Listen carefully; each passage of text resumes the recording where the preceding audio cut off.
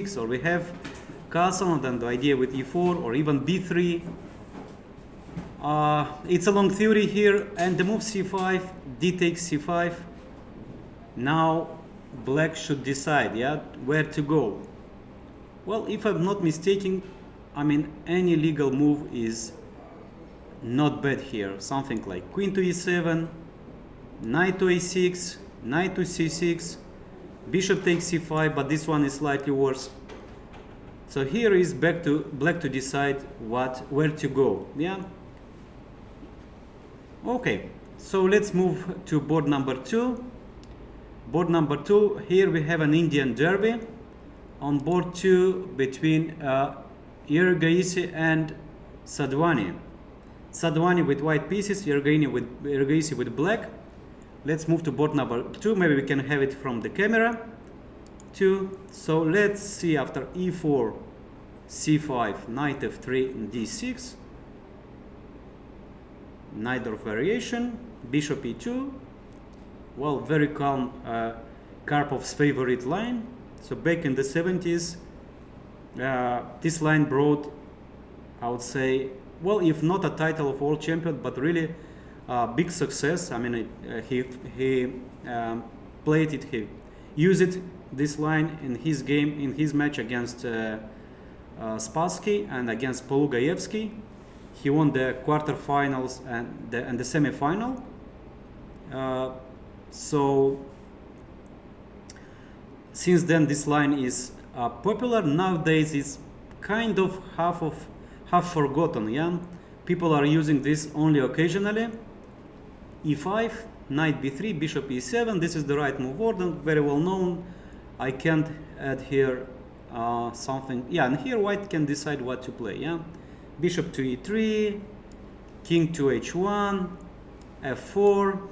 Even the move g4 is possible here. a4, of course. Many moves. Bishop e3, bishop e6. Of course, b5 move is an accuracy, very well known. So after b5, white plays a4, b4, knight b5, knight d5. Black can take the pawn because after knight takes e4, okay, here many unpleasant moves like bishop f3, bishop b6, knight b6. Knight b6 probably wins immediately, wins immediately in exchange. And of course, black can sacrifice with knight a5, with bishop b7. But I believe here, okay, of course, taking the exchange, nothing wrong with. But I think also knight a5 is quite unpleasant here for black. So of course, everybody knows. The more or less, let's say, an amateur player knows that b5 here is not a move. Rook e1. Well, quite a rare move, this one. So usually white plays here with a4 first, and rook e1 is quite rare. Okay, let's see, knight to d7 and a4 now, Maybe this is just a transposition. Rook c8, a5, queen c7, bishop f3, and king h8. Well, this is first move that surprised me, because okay, the position is very well known. Usually here black is trying to play for d5 idea, something like rook d8, then queen c6 or queen c4, king h8. Honestly, I didn't even know about the existence of such move. So what's black's idea?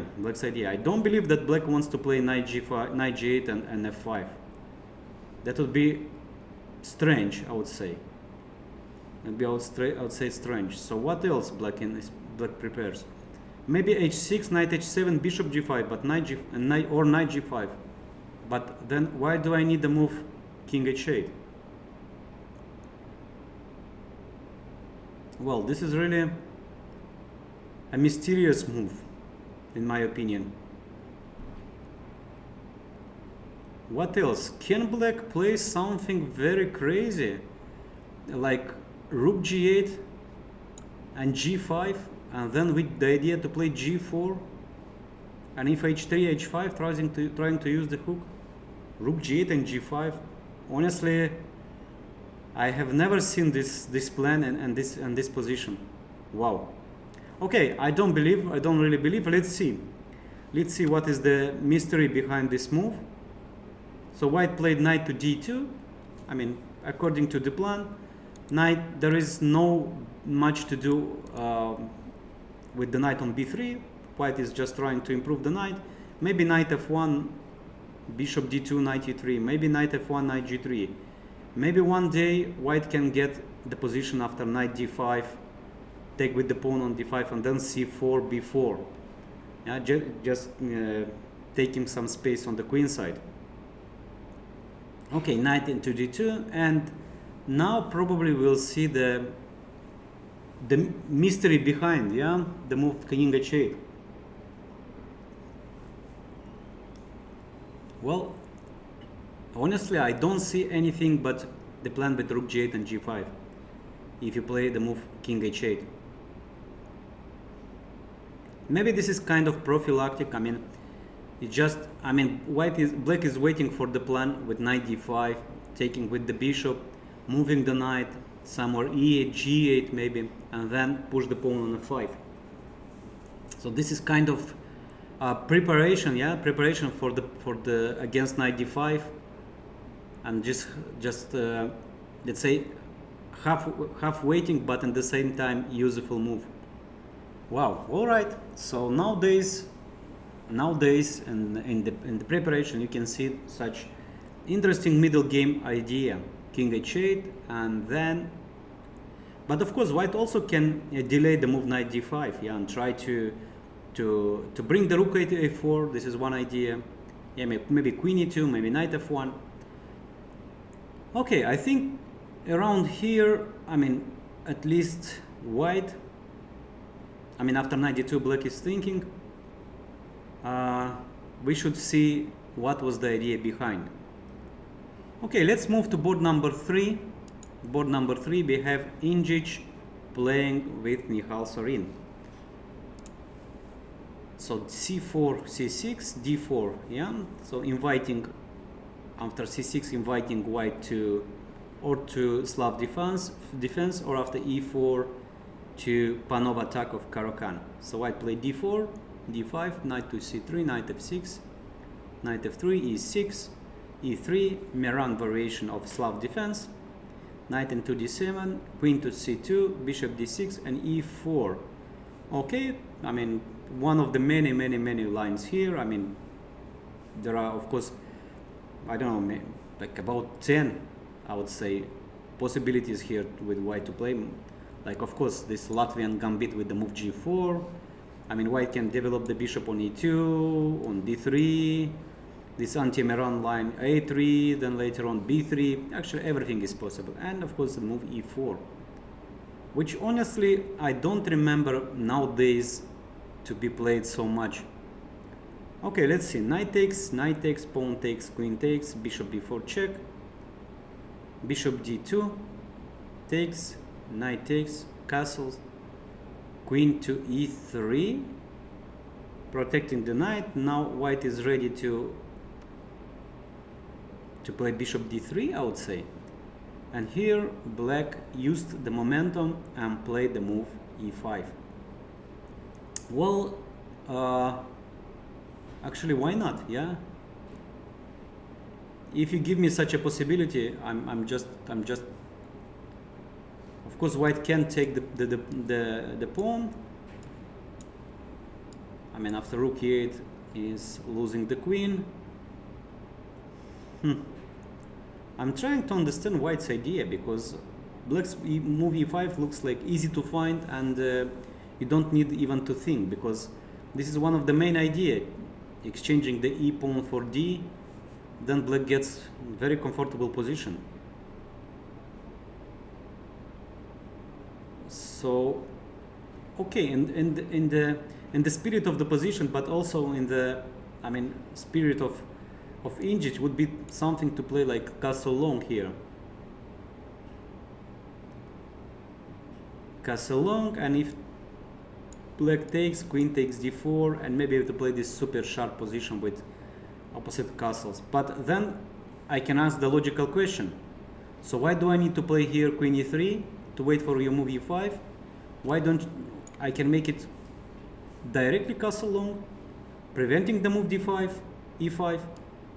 Well, actually, I'm not sure if prevents, but anyway, yeah, this I can play at least e6. So very strange decision. So if you want to play e5, if you want to play castle long, so do it now. Why do you provoke the move e5, which is very useful for black, and then you castle long? Well, okay, maybe, of course, I don't know all the subtleties here in this position. Maybe there is something behind, and indeed, yeah, he did play this the castle long. So now I think black just should capture on d4, takes, and something like. Well, if black is not very ambitious, I can play queen b6, I can play queen f6, nothing wrong with both. But in my opinion, that black can go for more. Something like queen a5, attacking the pawn on a2. If king goes to b1, then maybe knight f5, sorry, knight c5, followed by bishop f5.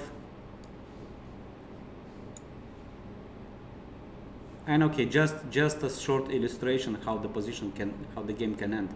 Of course, in an amateur, let's say, group. So knight f3, bishop f1, king a1, and knight a3 checkmate. 17 moves, black won. But okay, this one is only in the dream. And the dream. So, but anyway, I believe that black's position is already better here.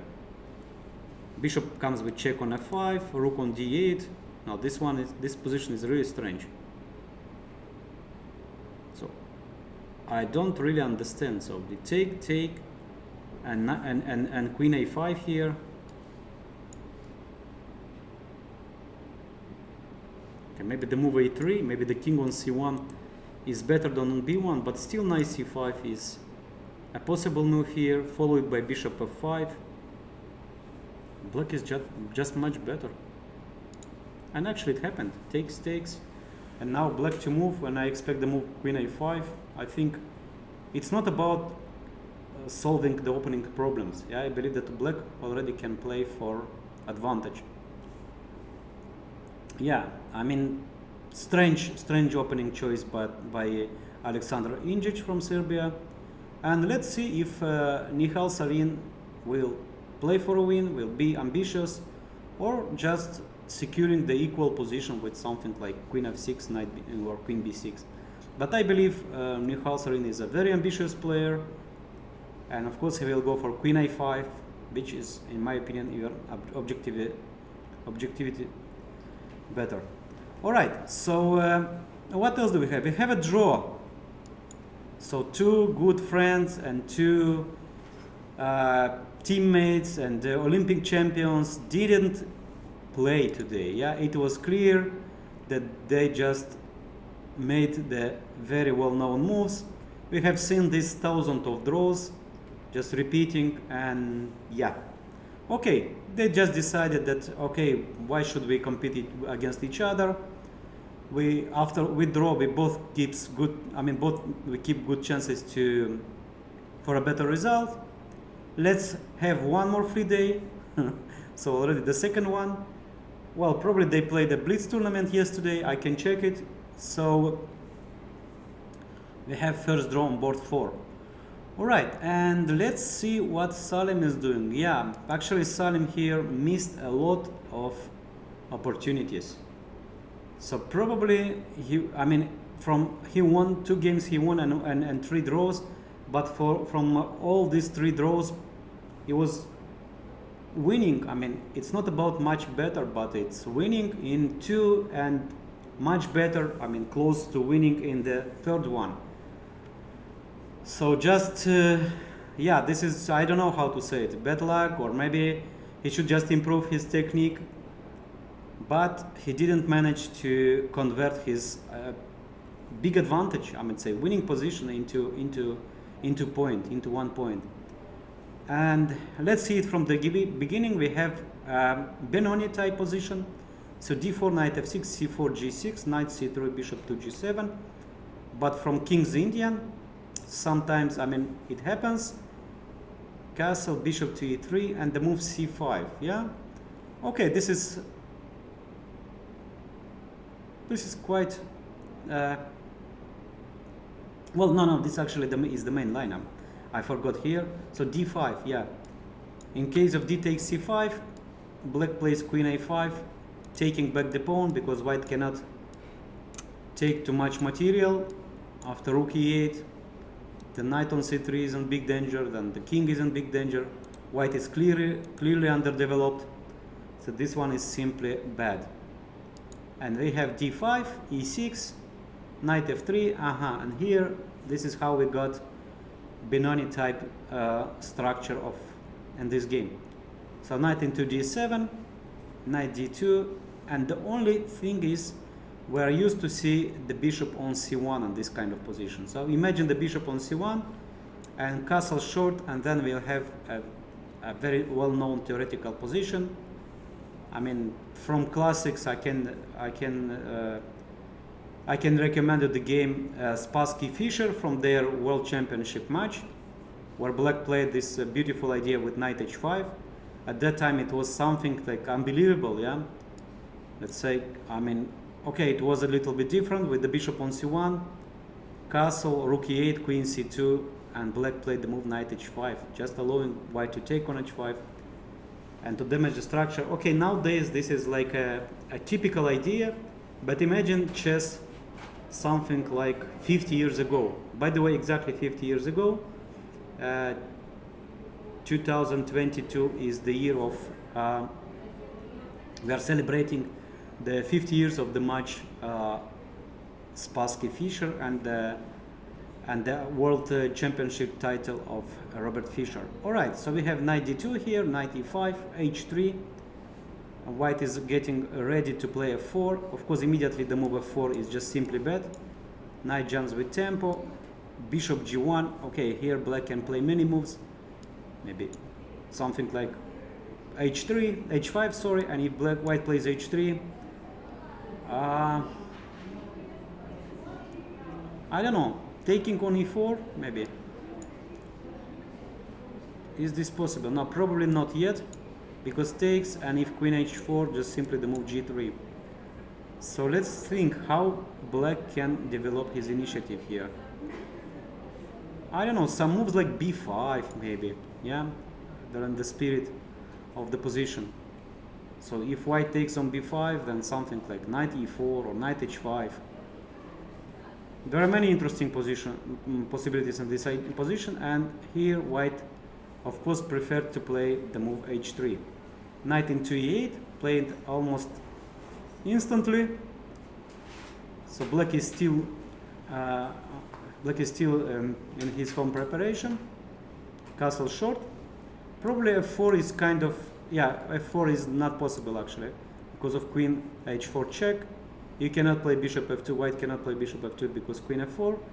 And in case of king f1, well, I believe that, well, not to be over optimistic, I wanted to say that f5 is possible here. No, probably this is too much, yeah? Because white just takes on e5, takes on e4, king g1, and I don't see a clear continuation here. Maybe bishop e5, but after knight e4, the compensation probably is not enough.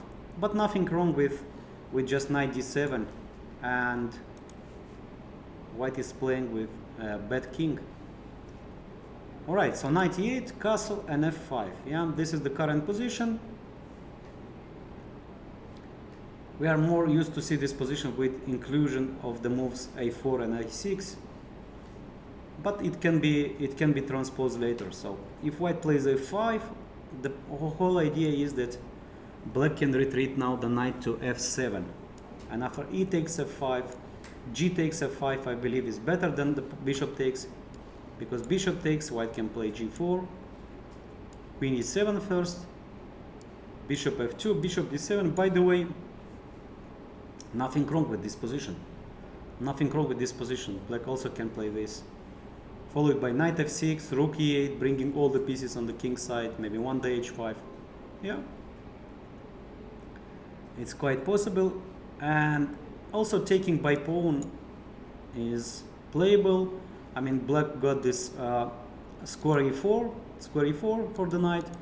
I mean, now the plan can be like king h8, then bringing the rook to g8, the knight f6. Okay, so honestly, I believe that bishop takes f5 is a better move here. Like, I would say not even better, I would say it's simpler to play. Yeah, then queen e7, knight f6, rook e8, and so on. So taking with the pawn is possible too, but this one is more complex. Well, we will see. So f5, and here is white thinking. I mean, here there is a huge threat of f4. So white can't wait, I mean, play like something like queen c2 or a4, because f4 is a huge threat. So f4 is probably kind of automatically here. Of course, white can start with e takes f5, bishop takes f5, and now maybe white can delay the move f4. Yeah, let's say white first plays something like knight e4, or maybe a4, bringing rook a3, but sooner or later probably white will be forced to play f4. I mean, it's hard to tolerate the knight on e5 for a very long time, because, well, let's imagine the position. Yeah, a4, and black plays here a move like g5. So this knight is a strong piece, so black then can play h6, knight f6, or knight g6, knight h4. It's also an interesting maneuver. Okay, so I believe that white will play f4 in the one move order or another. So we have yeah, we have the view from the camera in the playing hall with master tournament and grandmasters. And let's move back to the top board. Ray Robson play with 1-4 is with white pieces, play with Ray Robson. So we left somewhere here, c5, d takes c5, and black decided to play knight c6. Well, castle and e5. Yeah, this is another possible plan. It's another possible plan, and here white is to decide. Yeah, well, the most logical move here is knight takes c4, but it allows black to play the move e4. And the position start to be very sharp. Knight to g5 and knight d4, forcing probably the queen to move to d1 and bishop to g4. Now it is clear that black decides the initiative. Yeah, and this one is bad for white. So so this one is not so simple. So knight c4 might be a mistake, unless white can play here first rook to d8, rook to d1.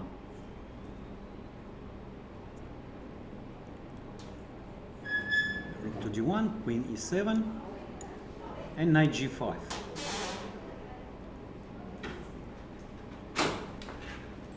Well, this is interesting too, because immediately I mean, now the pawn hangs, but I believe, okay, let's try to calculate this these variations. On bishop takes c5, well, probably knight takes e4, and bishop to f5.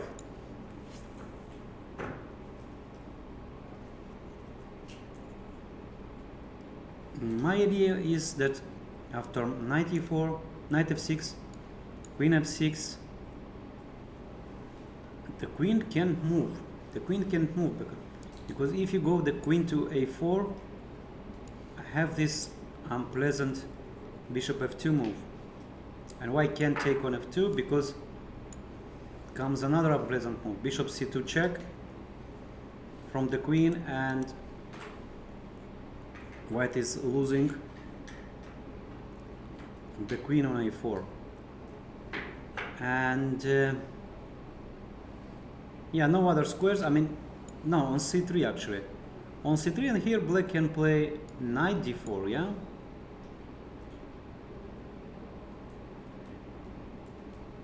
Well, Well, black sacrificed a pawn, but I believe black's initiative is, well, probably not winning, but this one is enough for a pawn. Enough for a pawn. Actually, I don't see how white can defend it in a way that to keep everything together. No, bishop f3, bishop f3, but okay, even this one. So taking on f3. Okay, probably queen f3, but if pawn takes f3, takes, this one is simply not worse for black, like rook c8, and black is doing fine in this endgame. But white can take with the queen, maybe something like queen e6, attacking the knight and creating the threat of bishop e4. Same, I believe here black's compensation is very strong. Alright, so what do we have? We have e5, and instead of taking the pawn on c4, white played the move knight e4. Alright, let's try to understand.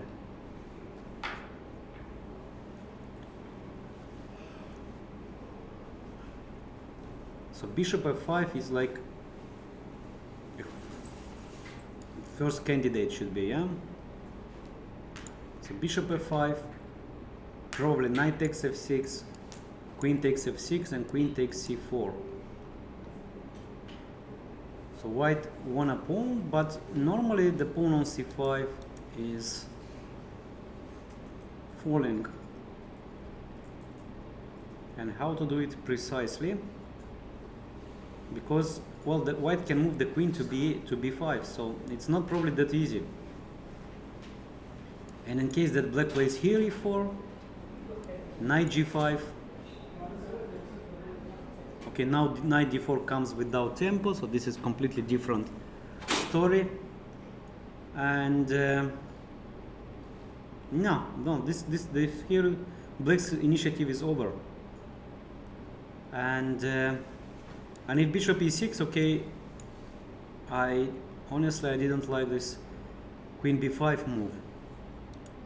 Attacking b7, protecting c5, the a3 is the threat, bishop e3, bishop g5, a6 probably, I don't know, just giving everything is probably a little bit too much.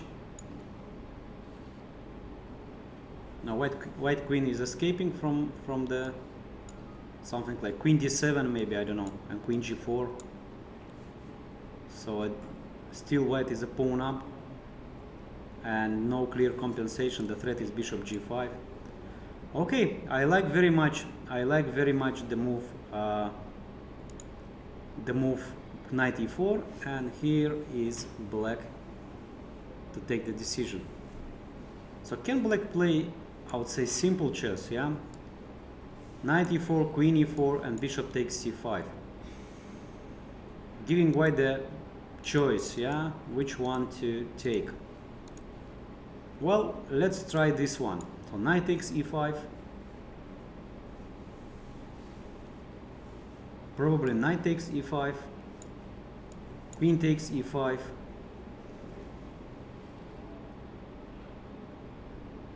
and bishop d4. Well, bishop on g2 is tremendous, of course, but for how long? I mean, I think black is just in time to equalize this one. Let's say queen b5 and bishop e6, yeah? So probably white can take this pawn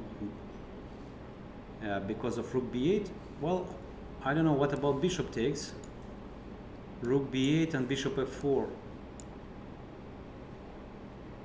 No, probably this one is not simply playable because of queen e7. Yeah, queen e7 and the bishop is lost. I mean, to save the bishop, white should attack the bishop on d4 with the queen. But honestly, I don't see any squares from where can white organize this. So rook d1, rook b7, followed by bishop f6 or bishop d6, b6, and black is winning. Okay, this is one possibility to take on e5, and the other one is queen takes c4. Probably black plays something like bishop b6. This one is safer because queen e7 is not good because of bishop g5, and then yeah, and then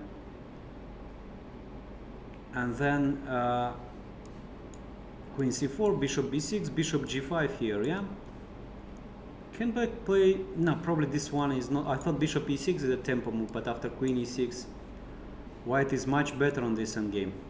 Bishop d8, rook d8, and e3. This bishop is out of play. These are two very bad weaknesses. Square e4 for the knight. This endgame is simply lost.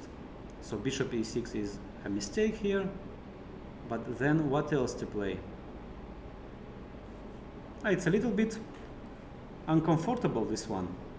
Maybe it's just playable. I mean, maybe nothing wrong. Maybe just black can play queen e7, let's say. And after rook d1, go queen f5 or queen e6. And black managed to complete his development. I don't know.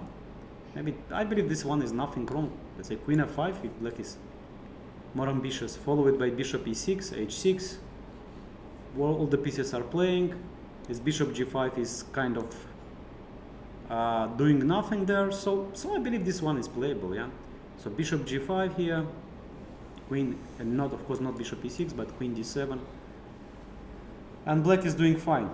All right. So d takes c5. One more time. We have the position.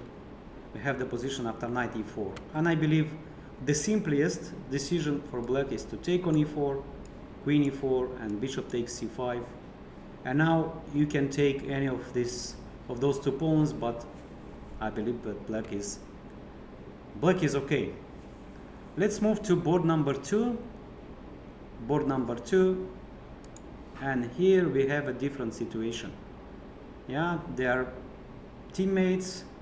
They are from same generation. Maybe they are working together, but when it's about to play, when it's about to compete, they don't make short draws.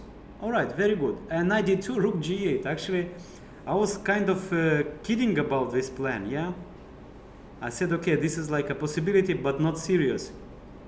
But in fact, now it's. I start to realize this is really. Not bad idea, yeah? And of course this was home preparation.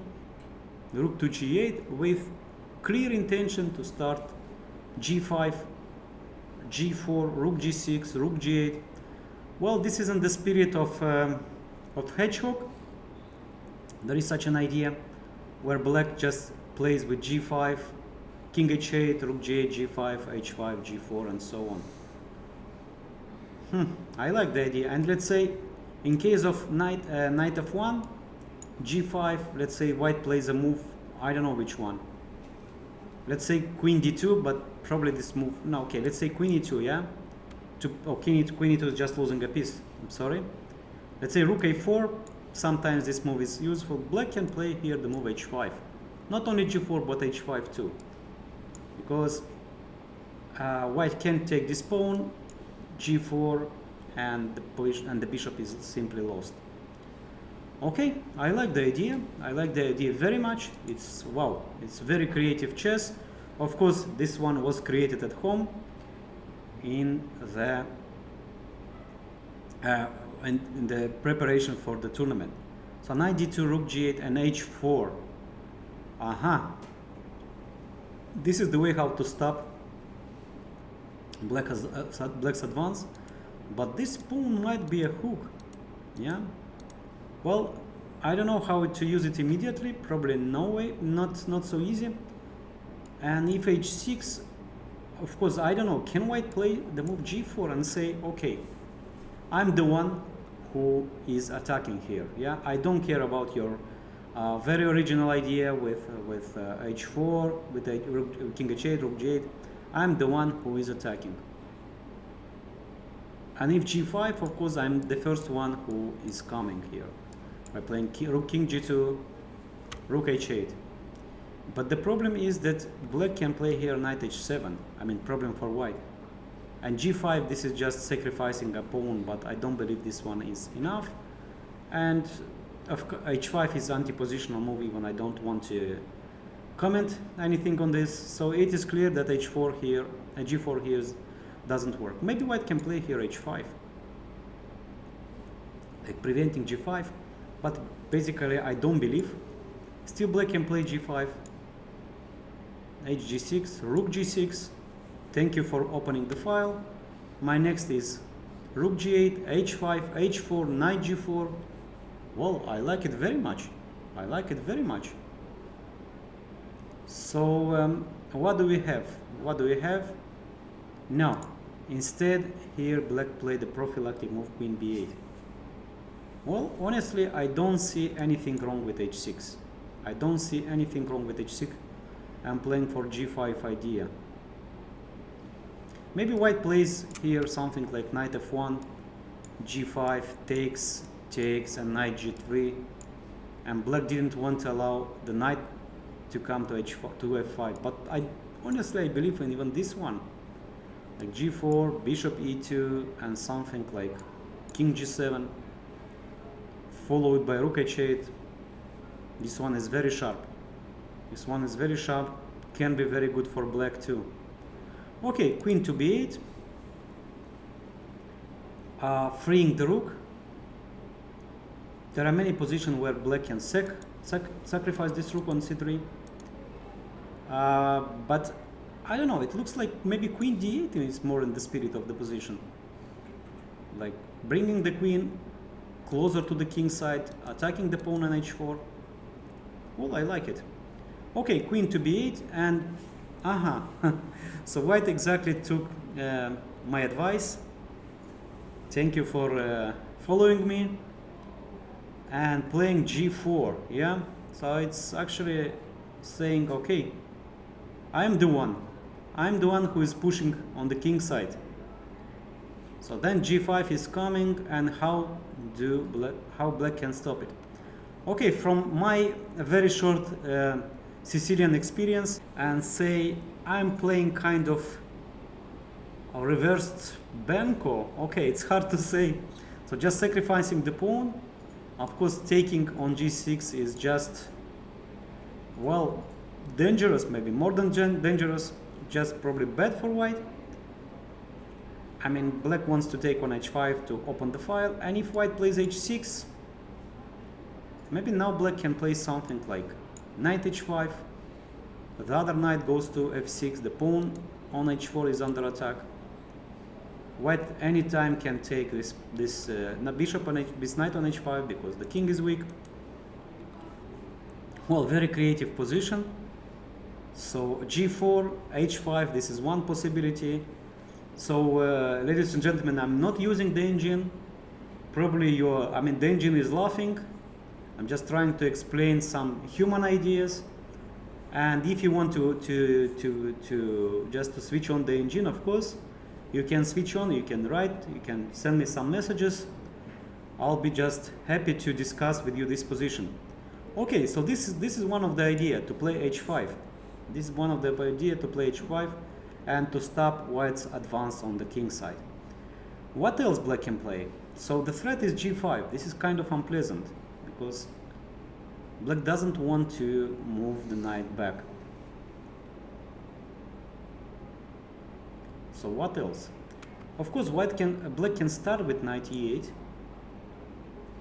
and if white plays g5 with clear intention to play bishop g4, I mean just knight d5, black can start here some action on the king side. But this one I don't believe, yeah, because of the bishop g4, square d5, square f5, changing this bishop would be a bad position, just a positional, black would be much worse. So no, I don't believe in this one. So honestly, somehow I think that queen b8 is a way too slow. Much better was to play h6 and g5 anyway, despite of white of destroying the pawn structure and with h6. g5 and rook takes g6. So it is here, it's about the king, it is not about the pawn structure. I mean, if you started to play like a chess, aggressive chess, interesting chess, like original chess with king h8, rook g8, probably you should continue. Because queen b8, I mean, probably this is part of a different plan here. Okay, so g4, very interesting reaction of Grandmaster Sadhwani, the winner of yesterday's Blitz tournament. And Iordăchescu is thinking now. Alright, so h5, this was my proposal. What else black can do? I mean, I don't really see. I mean, the decision, the idea to play h5, it is really hard, but I don't have much of choice here. Because otherwise g4, g5, g4, g5 and bishop g4 is quite unpleasant. It's quite unpleasant. Taking space on the king side, I mean, taking the control over the square d5, yeah, it leads to clear worse position for black. So sacrificing the exchange here on c3, yeah, I mean, this one is possible, but honestly speaking, I don't see a follow-up. I don't see a follow-up now. d5, yeah, d5 here, but I don't believe this is the case. I don't believe. With the rook on d8 and the queen on c6, I would say that one is a playable idea. But this one I don't believe. We don't have even a pawn for the exchange. Probably white can just trade some more pieces. No, somehow I don't believe in this compensation. The pawn on b7 is a target. I mean, rook b1, queen f3 and so on. This one is simply lost for black. So no exchange sacrifice on c3. And h5, this is my prediction. But of course, it will be after long thinking. Long thinking, otherwise black is in kind of trouble, I would say. Okay, so so far black played a very interesting opening, but my conclusion is that queen b8 was slow, and he did play the move knight f8. So what can I say? Defensive, yeah, defensive mood, freeing the square d7 for the other knight, bringing the knight to g6, attacking h4. Maybe knight can jump to f4 one day. Well, the move is not so bad. The move is not so bad. But I believe here that white seizes the initiative, like g5, knight d7, and maybe something like a quiet move like king h2. If knight g6, rook h1. White, of course, doesn't want to push h5 immediately. Probably white wants to play first bishop g4, knight d5, queen f3, bringing all his pieces on the king side, and only then to advance the move to play h5. Okay, knight f8, g5, knight d7, and here is black to move. So it is 6 o'clock. Yeah, we have first hour of play, and let's make some conclusions. At least the opening part. So on board number one, we have the game of the leader, the sole leader, Roy Robson, plays with black pieces against Jordan van Forest. Queen takes c4 and bishop takes c5. Yeah, he did play this, and knight g5. This one I missed. I thought that white can take this pawn or the other one, but knight g1, knight g5. This is interesting approach. G6, and white can even more try to weak black's position after h5. Queen takes the pawn, then followed by knight e4 and bishop to g5. I like this one. I like this one very much for white, and I think white got much better chances here. G6, and white is thinking. to play queen c4 immediately, to play first, to provoke the move h5, by playing queen h4, or to play maybe something else. No, I don't believe there is something else here. So or queen c4 or queen h4, keeping better chances in my opinion.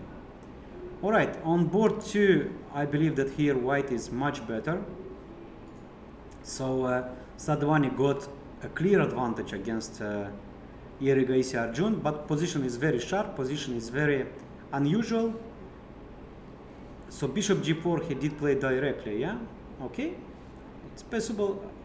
Honestly, this one I didn't like so much because of the move knight g6, and now white should take a decision to take on h4, I mean to push h4, and after knight f4 the pawn b5 falls. But I believe that white just can take and play queen g4, hitting the pawn e6, and then h5 might fall, knight f6, king g2, g6. No, this one is just good for white. This one is just good for white. So knight f8, follow it, g5, bishop g4, and bishop to d8. All right. So this is just against the move knight d5. Yes, you can play knight d5, but now it comes without tempo. Yeah, this one is clearly better for white. Okay, let's go to board number 3. Queen a5. Of course, the Nihal Sarin is ambitious. I mean, if you got such a gift after the opening, I mean, white played a really strange opening. I don't know what was his expectation. I mean, after the move here in queen e3, I mean, of course, black plays e5. White cannot complete his development because bishop e2 I can take on d4, take on d4, and rook e8. And again, you don't have castle, queen e7 is coming, knight to c5, f6, e5, and after e takes d4, queen e4, queen a5. White just simply didn't equalize. It's very strange at such a high level that a grandmaster playing white is in trouble, at least visually. Of course, probably the computer would say like, okay, white is better, or maybe white is equal, or maybe slightly worse, but I believe here black is much better, at least from a practical point of view. Okay, let's go to board number 4. Here we have this quick draw.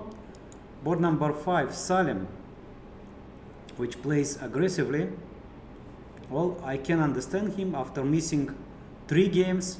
Of course, you want to score today.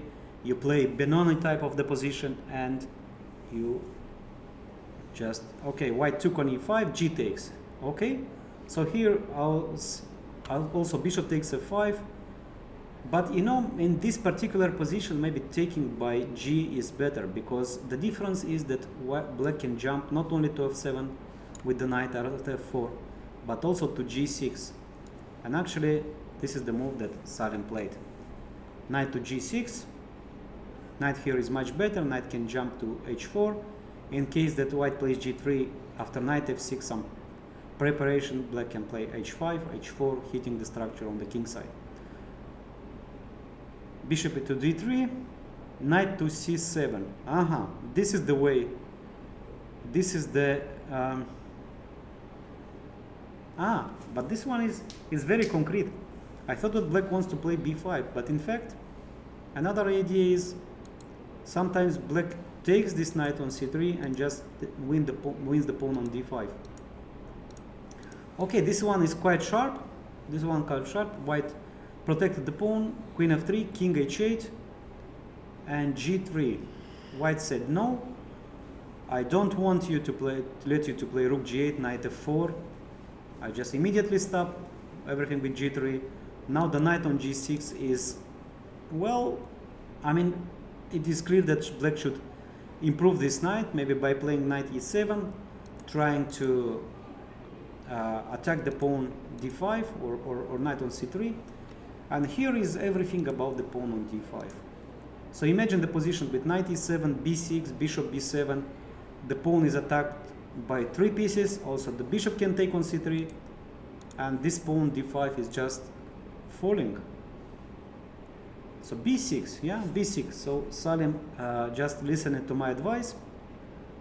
I was thinking to play something sharp, b5, but I don't believe this is the case. I mean, probably black doesn't need this one, because okay, after trading some pieces, white got the square c4, square c6 for the bishop. This pawn d5 is in a safe position. So, and he just played the move b6, which is very logical. Black can think about playing b5 later. So bishop to b7, maybe somehow. Well, I was thinking, can black, let's say after some moves like a4, bishop b7, bishop e4, can black make a queen castle? Yeah. So in this position, the best move would be queen a8 and rook to d8. Yeah. Imagine these two pieces change with their position. So queen goes to a8 and rook to d8. That will be amazing. It will be fantastic. Yeah. So queen a8, rook d8, but this one is illegal. This one is illegal, and black should find a different way to put more pressure on pawn d5. Maybe by playing knight e7. Maybe first bringing the queen to f6. Maybe a move like bishop d4, by the way. It's a typical move. It's a typical move in Benoni. Yeah, I remember, like in old days, I was Vugar Gashimov's second. We spent many days and nights analyzing Benoni type position. Benoni, I mean, he probably was the biggest, the greatest player in the world playing Benoni, this kind of position, at the very high level.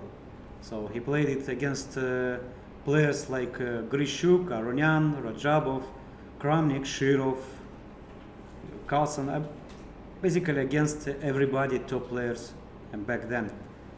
And it was really, I mean, he was just playing this one, the feeling, yeah, his feeling was just amazing. So I was his coach when he was young, when he was 12, and then we continued our collaboration. So then I became his second when he was a grandmaster with 2680. So it was in 2008, at the beginning in March of 2008, and for 4 years I was his second almost at every tournament. And he managed to get, I mean, his highest position in the world was number 9, if I'm not mistaken, with 2760 rating in 2009 or 2010, or maybe actually in both. All right, so Benoni, yeah. So nowadays we don't see so many players playing this sharp Benoni. So Salem is one of these players, and the move b6, and here white is thinking. Well, I really like black's position here. I mean, all the pieces are coming, like bishop to b7, queen f6, rook a8, knight e7. I mean, all black's pieces are ready to attack the pawn. Actually, I like maybe, let's say, in this variation with a4, I like more bishop d4 idea, followed by queen f6, then rook e8, then knight e7, maybe rook g8. It's a dream position, yeah. So a Benoni player only can dream about to get such position. Okay, so this is the current position after move b6, and the young grandmaster from Azerbaijan, Muradli, who is actually the winner of Bill Open tournament. It's really an amazing achievement with many 2-7 players playing there. I mean, such as Alexeyenko, if I'm not mistaken, Fedoseev, and many others 2-6. It was really an amazing achievement for young Azeri grandmaster. Okay, let's move to board number 6. I didn't say any word about this position. So let's move to board number 6, and here we have the game of Akopyan Aram playing with Tabatabai Amin.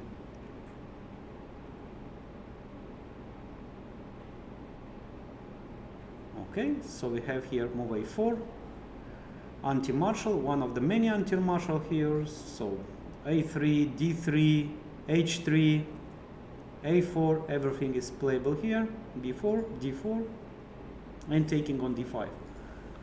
Well, this line was very popular some years ago, so something like 5 years ago. Nowadays, it's quite rare, but it's still playable. Takes, and knight d2.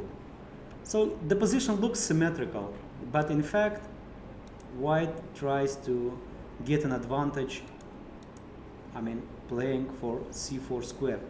So imagine the position when the knight is on c4, white managed to trade the queens, the pawn is on f3, the bishop is on e3, pawn on a5, and just an amazing position for white. Of course, it's not that easy, it's not that simple.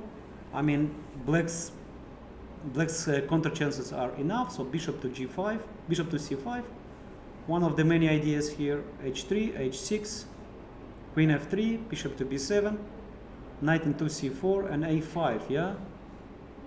Sacrificing the pawn. Well, if I'm not mistaken, in this kind of positions, sometimes black can play, let's say, a position like bishop b7, queen f3, and king h8, which was played by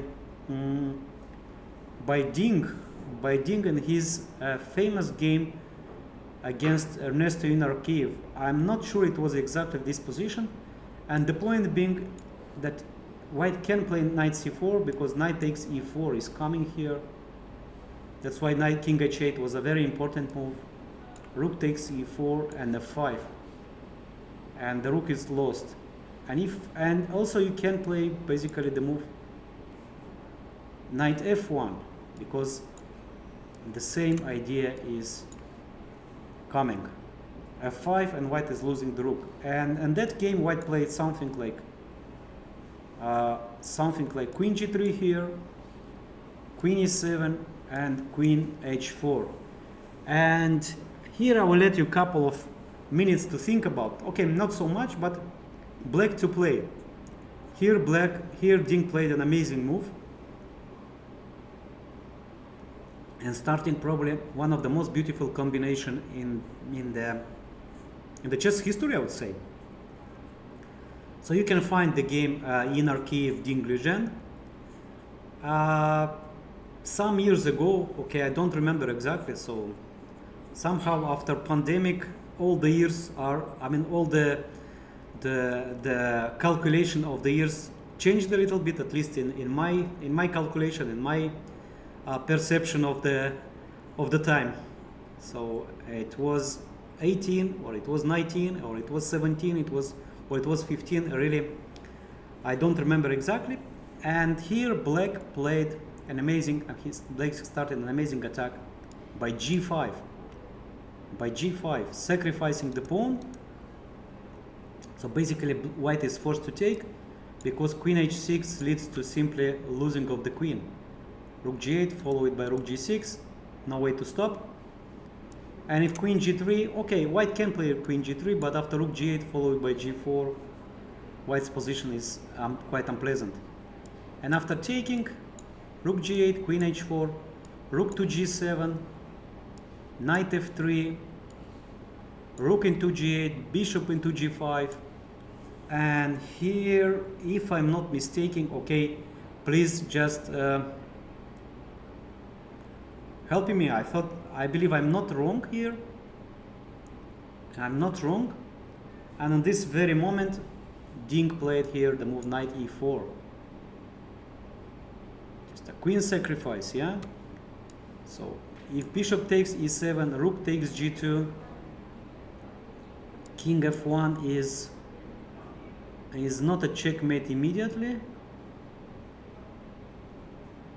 Well, maybe it was a little bit different. Maybe it was the pawn on a5 and bishop a6. I just remember the combination, yeah, the idea. And somehow it was winning for black. So this is the point. So the position is not that quiet as it seems. Okay, we had a different development. Black played h6, queen f3, bishop to b7. But really, if you want to play this one for black, just I recommend the game of Ding. against inner Kiev. So knight c4, a5.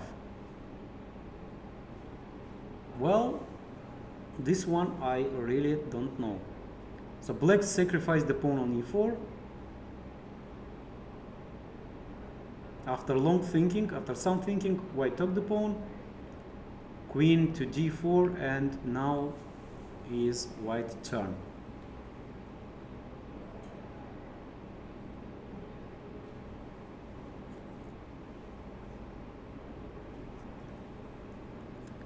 Okay, what is white's choice here? So basically white can play any knight move, like knight g4, knight d3, knight f7, why not? So 2 pawns for the 2 pawns, rook and 2 pawns for 2 pieces. Bishop f4 maybe. Yeah, this is here, at least. I mean, here is a lot of calculation. Here is a lot of calculation. Well, I don't know. I'll try to play safe. Something like knight g4. For knight g4, and black is forced to take knight e4. I don't see any other move, because otherwise you are a pawn down. I mean, taking with the knight, taking on g4. Okay, maybe this one. Maybe this one is playable too, but I don't really see this here compensation after bishop e3. Now this one is bad. So black is forced to take the pawn on e4. Probably bishop e3.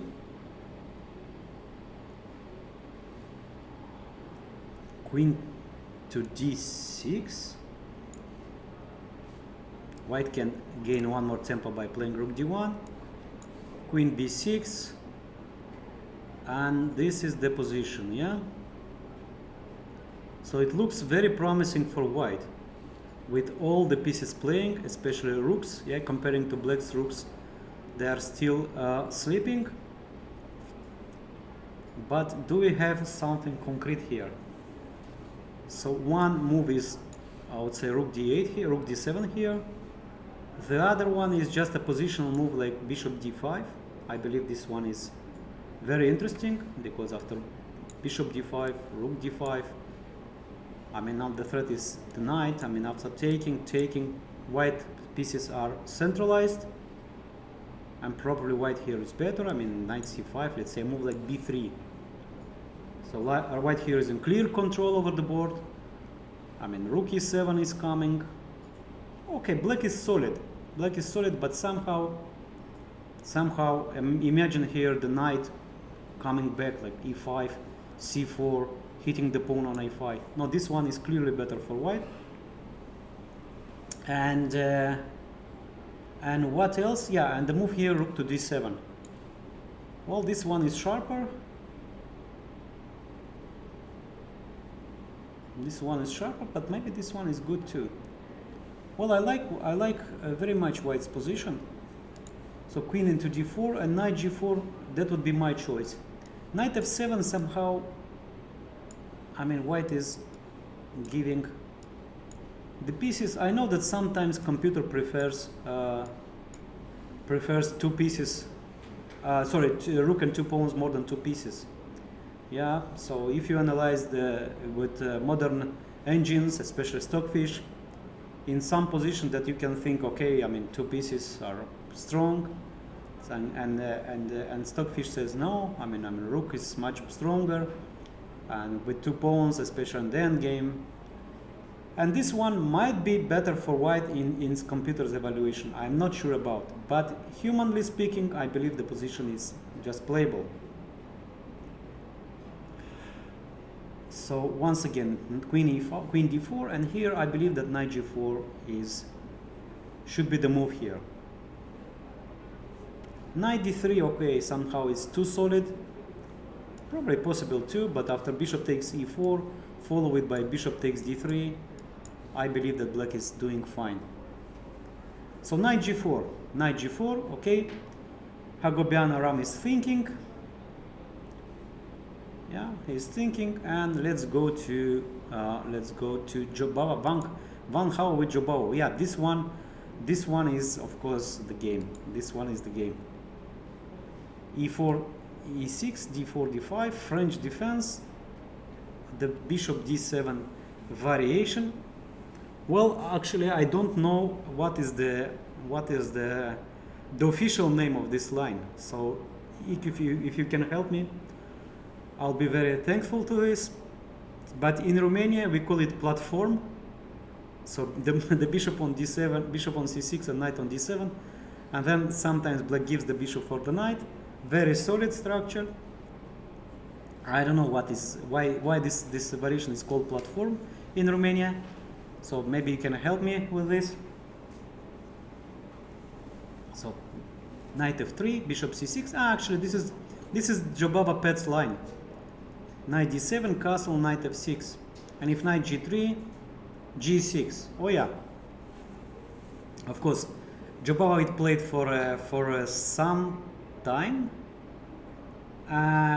What can I okay, so the most famous game is his win over Karyakin.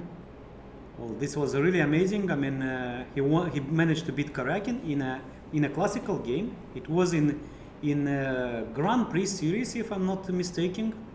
He played in Grand Prix, well, 2014. Yeah, eight years ago. I might be mistaken, maybe 2013 or 2015, but it was around that years. So g6, and the idea is actually very simple with clear positional ground. Yeah. So I'm playing against g3 knight. Probably I'll give the knight I'll give the bishop on f3, play c6, and then you need some time to bring the knight back into the game. So meanwhile, black will put the bishop on g7, playing castle. The only thing is the time. Yeah, do I have time for all of this? So Karyakin, if I'm not mistaken, played aggressively by c4, bishop g7, and d5. Well, if not Karyakin, but someone else played against Jobava. This one check, king f8. So black is ready to suffer for a pawn. Knight d4, and this was the game. So, and it was maybe even Jobava played it more than one time, this line. This is very interesting. Well, honestly speaking, I've analyzed this line some years ago with the help of the engines, of course. I mean, otherwise you can't. And engine, I mean, it was, well, I don't remember exact the evaluation, but it was computer was showing much better. I mean, much better for white. But okay, this is in practice. I mean, just show me, yeah. Just show me. I'm playing chess. Despite you can get something like 0.80 or 0.70, we are continuing to play chess. This is, and the position is not trivial. I mean, it's like original. And this is actually Jobava's credo, yeah? He doesn't want to equalize from the opening with black. He just wants to get the playable position. This is one thing. And he wants also to avoid the direct home preparation or the main lines. Okay, so b3, that's a clever move, because the idea is very simple. If you play bishop g7, I play bishop a3 and say no castle, bishop f8, bishop b2, bishop g7 back, white won a tempo, rook e1, castle, and c4. a5, gaining some space on the king side. So, well, this kind of structure, yeah, called like Capablanca structure. I mean, if black takes on f3, queen f3, c6 is quite playable. Black is very solid. Of course, white is probably better because thanks to more space at center and probably some better pieces. But of course, this position is playable.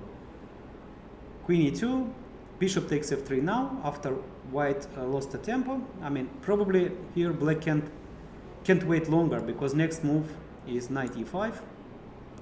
So taking on c3, taking on f3 and c6.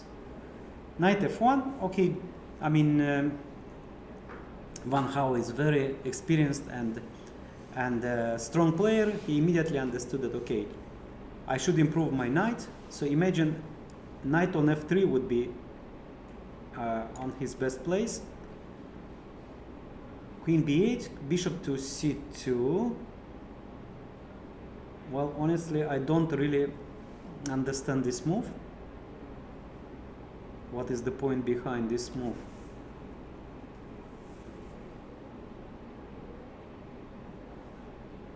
Probably black sometimes wants to play c5, yeah? Sorry, b5. But how this bishop c2 change the situation? Alright, it's a prophylactic against maybe a4, b5. It's clear in spirit of Jobava. Rook to b1 and rook to c8. Knight e3, rook a7. Oh, I like his approach.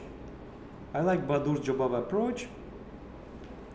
So now he wants the rook on a7 is very flexible. The rook can go to b7.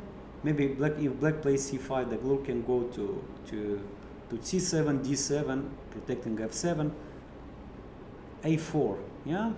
So here is black should decide what to play: to take on a4 or to play b4, and he did take there. Bishop to b7, and this is the current position. This is the current position. So probably I think that white will play here a move something like bishop to c3, and to get a good play, black needs to get c5 in a very, let's say, in a comfortable way,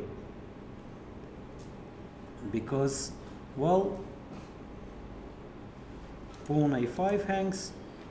Okay, probably black can just trade one pair of rooks and play the queen on e7, protecting the pawn a5, attacking the pawn on d4, preparing maybe something like knight e8. Okay, so I would say that this position is interesting. If black is slightly worse, it's not that much. And yeah, I expect here a very interesting play. Maybe something like c5 here, but okay, this one is stopping black's advance c5. Now white wants to play knight c4, and if black plays knight d5, taking on d5. Now how do you take back? Yeah, if you take by c, then I have strong c5 pawn, followed by rook b5, so getting control over the file. Now this one is clearly better for white. And if you take by e pawn, which is probably the move that I recommend, okay, this one is quite playable for black. So imagine the knight on e6 here. So knight f8, knight e6, hitting the pawn on d4. Now this position would be amazing for black. And actually I don't see how white can stop it. How can stop this maneuver. Maybe something like queen d1. Queen d1, by the way, is losing a pawn immediately by knight c5. This is actually quite often, even at grandmaster level, I saw this blunder of knight c5. Of course, in a different position, maybe, but it's a typical. And if white plays something like queen d3, black can play knight f8, followed by knight e6, attacking the pawn on d4. No, this one is fine for black. Right. So. Bishop c3, and here Jobava played immediately knight e8, attacking the pawn on d4, so no time for white to grab the pawn on a5. The pawn on d4 hangs. Black wants to play knight to d6, attacking the pawn on c4, and why not preparing c5. Yeah, imagine the position after rook takes b1, rook takes b1, queen a7, attacking the pawn one more time on d4, and then c5, and black gets comfortable position. Okay, I like very much how Jobava is treating this position, and even we can see the time. So white is down to 47 minutes only, and Jobava is on comfortable 1 hour and 6 minutes. Okay, so let's go to board number 7. We have Salem's game. After b6, white played rook a to e1, queen to d7. This is just in case. Yeah, of course, bishop to b7. I believe that nothing is wrong with this move, but just a very cautious move. Queen d7, preparing the move b5, and maybe forcing white to play a4 here. And after a4, bishop b7, with the idea to play rook a8 to e8. Black gets comfortable position. Also, by the way, maybe we don't need the rook. Maybe go directly queen f7, followed by knight e7, attacking with 1, 4, 2, 3, 4 pieces, attacking the pawn on d5. And also we keep in mind the possibility of taking on c3, and the pawn d5 is lost. Well, I like very much Salem's approach. So once again, he is outplaying his opponents, and now the big question is, will be this one enough to win the game? So white play here queen h5. Okay, I mean, white decided, okay, not to wait longer because it is clear, so long term this pawn is just falling. The threat is to play knight f3, knight g5, creating some very unpleasant threats. So queen h5, and now the threat is knight f3, knight g5. Well, actually quite unpleasant. So I believe that one day black should take on c3. Let's say bishop to b7, knight f3, and something like bishop takes c3 here. I understand it is dangerous, yeah? But playing Benoni is a dangerous thing. So knight takes d5. Knight takes d5. Attacking the bishop, probably white is, okay, bishop c1, bishop d2, one of these two moves. And yeah, this position is double-edged. I mean, knight f6 probably is not, well, by the way, maybe even this one is interesting. Taking, and the move knight h5. White is forced to take on g6, and my idea was to take on fg3. No, but this one doesn't work because just simple move bishop d3. And if black takes here, by the way, this one is playable. This one is playable. I still like black's position here. Okay, queen h5, and I believe that bishop b7 followed by bishop takes c3 gives black a lot of play. Let's move to board number 8. We have the game of Tomaszewski playing with Bashkaran Ahiban, and here we have, well, first of all, I mean, at the beginning I thought they are playing Fischer random chess. So how can you have the king on d8 in such a quiet opening as English? Well, let's see, bishop g2. All right, so e4, this is Botvinnik setup.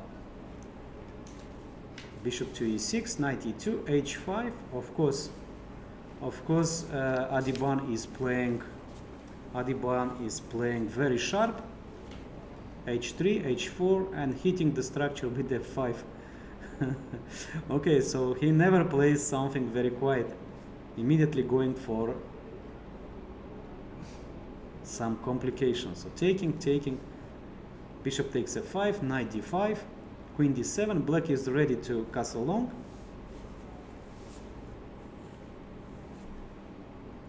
Bishop g5, knight to d8, and bishop takes d8, and king takes d8. Yeah.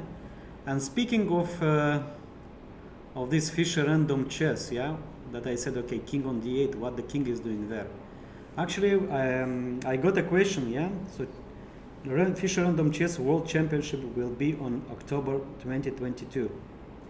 How hard is to play on top level, and do you suggest players to try and play this format?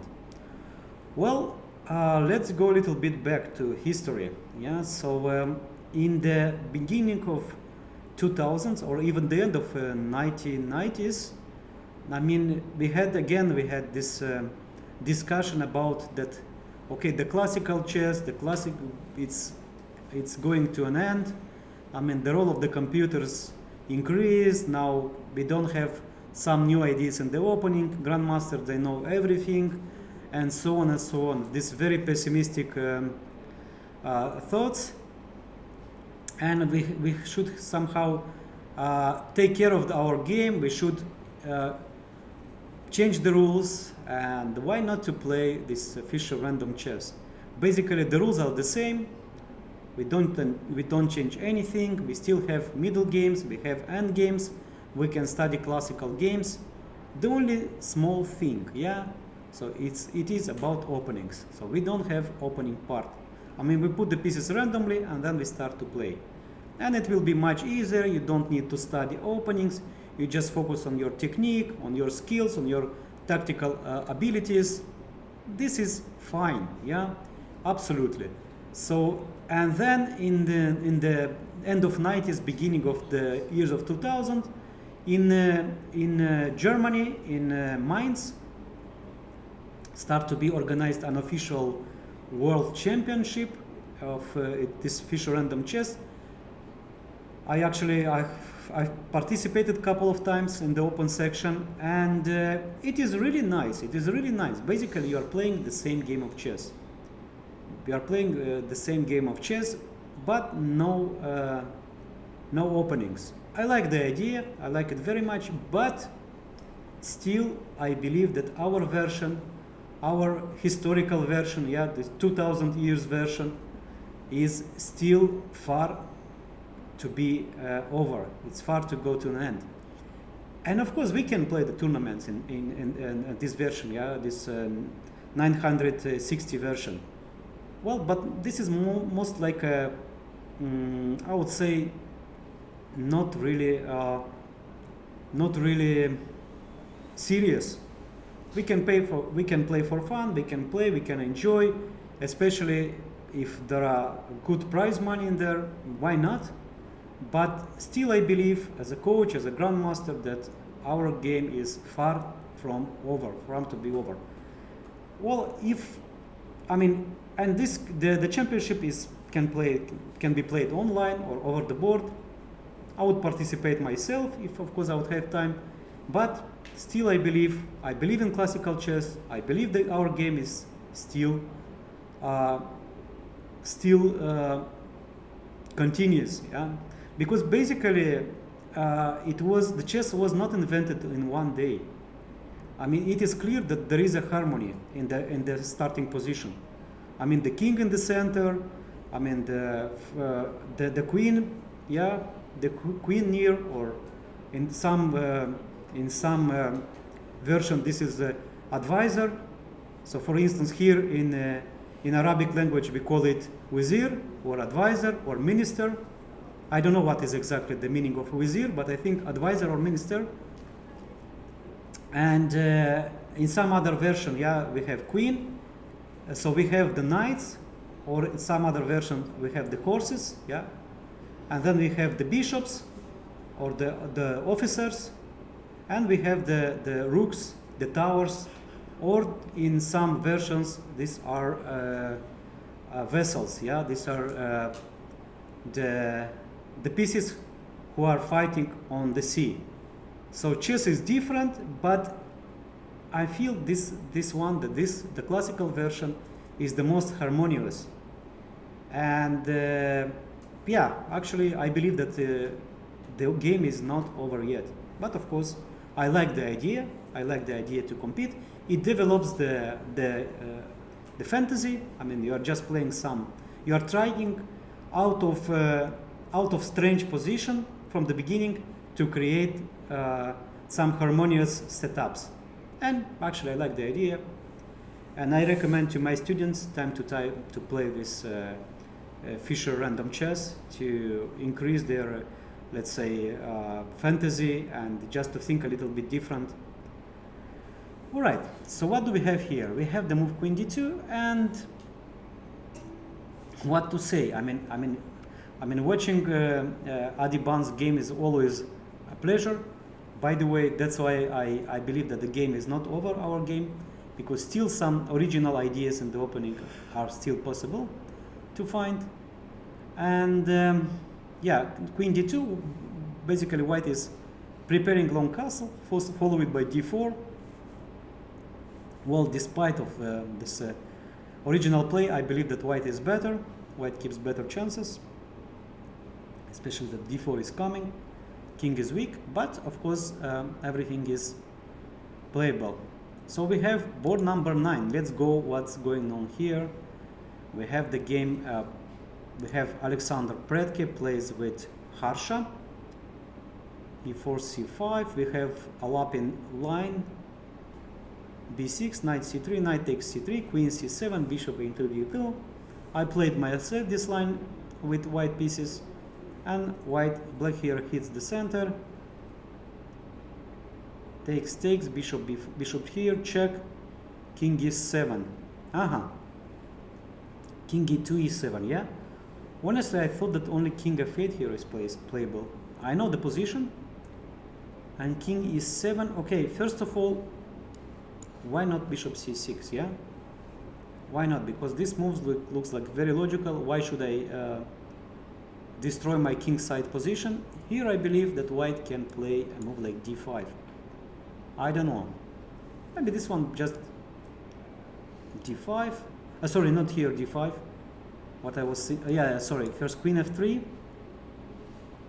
Rook into c8, which is only move here, I believe. Yeah, taking the bishop, the rook hangs. Rook c8, and here somewhere it was the move d5. Maybe here d5, queen to c5 or c7, and here just white retreats the bishop to h5 or to e1. I don't remember. I have been analyzed this line for some times, but here I don't remember exactly. Okay, king e7. Honestly, I came to the conclusion that king to f8 is the move. With rook h5, okay, white, I mean the king is in the center, but somehow black's quite solid. And the same idea with king e7, actually I'm trying to understand what is the difference. Rook h5, and what is the difference? Is the king on e5, on e7 better? Well, let's say g6. Bishop g5, I have the move f6, rook h3, and maybe black can play a move like f5. Well, it is highly risky. But king goes to e7, king goes to f7, maybe bishop to d5. Well, honestly, I don't like it. I don't like so much at all. I mean, I don't like king e7 at all. I believe after rook h5, white keeps better chances.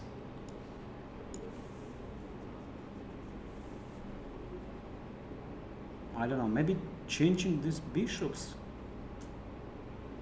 is a good idea. Yeah, probably yes. Probably changing the bishops. I mean, otherwise white comes with queen g4, and g6 is risky, so maybe bishop to f4. Maybe the bishop to f4, and then rook to d8. And with trading these bishops, white attack is not that strong. Yeah, actually this is the point. This is the point of king e7. And if white plays rook h5, then bishop h4 and black bishop f4, and black is doing fine. Well, this bishop g5, f6, some sacrifices, yeah. Of course I can sacrifice. This is the biggest privilege of being commentator. You just sacrifice and then you think. Players, of course, are doing opposite. First thinking, then sacrificing. And I can sacrifice really everything here. I don't mind. Take, and queen e6, and probably nothing, yeah? Most probably this is nothing. Yeah. Okay, it was just an attempt. Well, actually, bishop e7, if I play bishop c4, how do you defend against checkmate? King e8. running back. Queen f6, queen c4 at least. Of course, this one is just fantasies. So rook h5 and bishop rook h5 and bishop f4 here, and I believe that black is doing not bad. All right, so then we have it was board number 10. Let's go back to board number 1. Let's go back number 1, where the leader of the tournament, Grandmaster Van Forest, Grandmaster Ray Robson plays with Van Forest. So what do we have here?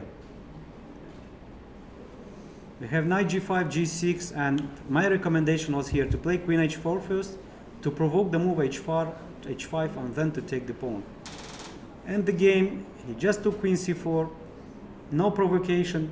Maybe actually white can later play queen h4 and winning a tempo.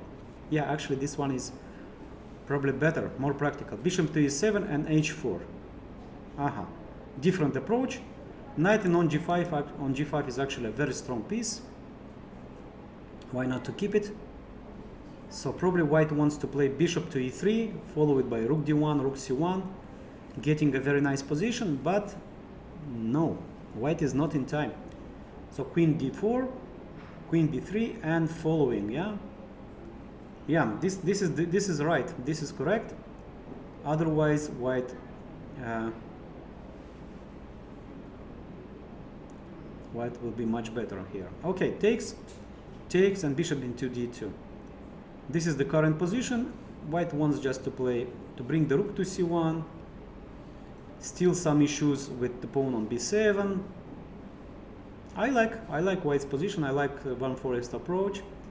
Black didn't equalize, that's for sure, and probably it will be not easy for black in this game. f6. Okay, it makes sense. So that doesn't matter where you will retreat the knight. It will be restricted, yeah. So if knight f3, which is probably not a good move, then the bishop is closed and the knight should lose one more tempo to improve the position. So of course knight into e4, this is like the knight is on e4 can jump to c5. Let's say after rook c1, knight c5, but it still closed the diagonal. And after bishop into e6, black is just in time to bring all his forces. Let's say a3, knight c6, and black is doing not bad. Black is doing not bad. Well, I like very much Ray Robson's move f6. Maybe white can play this move first, yeah. And the point being that if you take, I give you check first. King to g7, and now I retreat my knight e4, and the bishop from d5 is attacking the pawn on b7. You can't make it castle immediately. You cannot develop the bishop immediately. You need some time. The threat is rook c1. Okay, this one is interesting. This one is very interesting. Okay, black can play the move bishop h3 with tempo, but after rook c1, the threat is rook c7. And black is not in time to fight for the file, and the same time to defend the pawn on b7. Now I believe here is white is better. Okay, some moves like king f8 maybe. Instead of king h8, instead of king g7, maybe king h8 is more precise. And the point is that knight e4, maybe I can go now bishop h3, and there is no check on c7. And black can play a move like, and a rook d8 is not simply playable, because okay, f6 is hanging, b7 is hanging. Yeah, white is better. So after move f6, I believe that bishop takes b4, and he did it. Very good Van Forest, very good. Okay, it's not a difficult move for a top grandmaster. Okay, now he's 2680, but some I don't know, months ago or maybe a year ago, he was ranked at 2710, I think, at his best. Bishop takes b4 happened. Well, this is a problem in transmission. So bishop takes b4, bishop d5, and I believe this is the current position. and here white to play, black to play. So it is important where to move the king, to g7, to h8. I believe that it's safer a little bit. It's a little bit safer is to go to h8, to keep it out of from the 7th rank. All right, so very interesting decision of Van Forest. Just he gave the bishop and then just trying to put more pressure on pawn b7, and the rook is coming on c1, and I believe his chances are slightly better. Okay, let's move to board number 2. Board number 2, there it was a very interesting middle game position. Wow, this one is the current. Okay, a lot of development on this one. So after g4, that I really like the idea.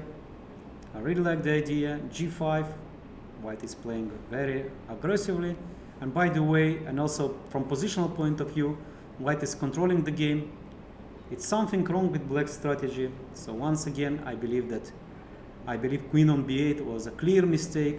It was a clear mistake. So if you say A, you say B.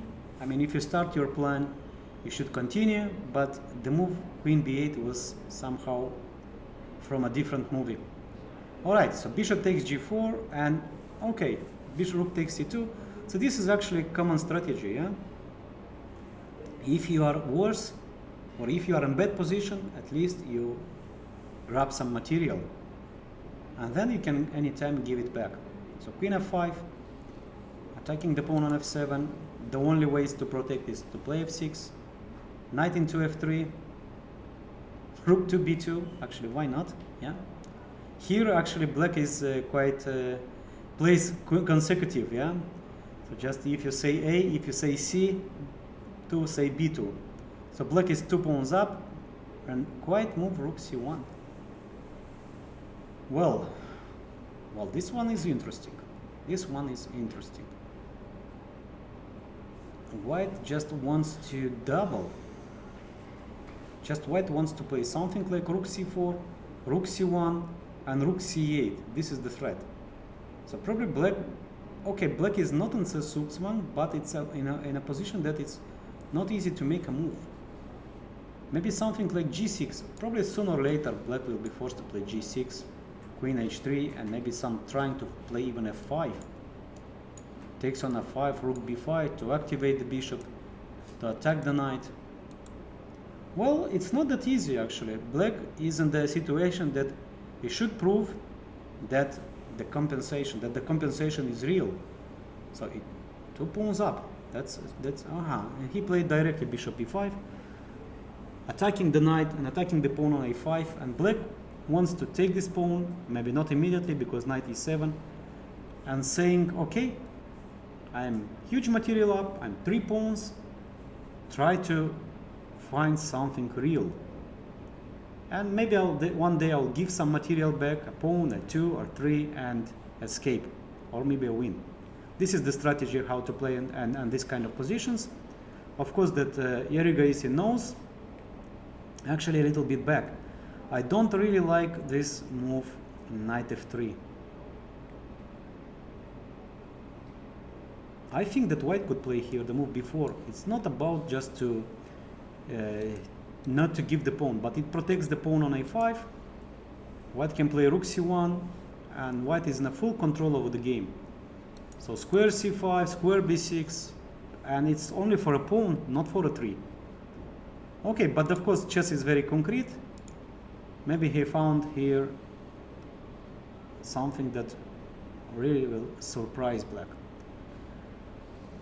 So what do we have on board number 3? We have Injic with Nihal Sarin. I said that, okay, and white already here decided to give the pawn.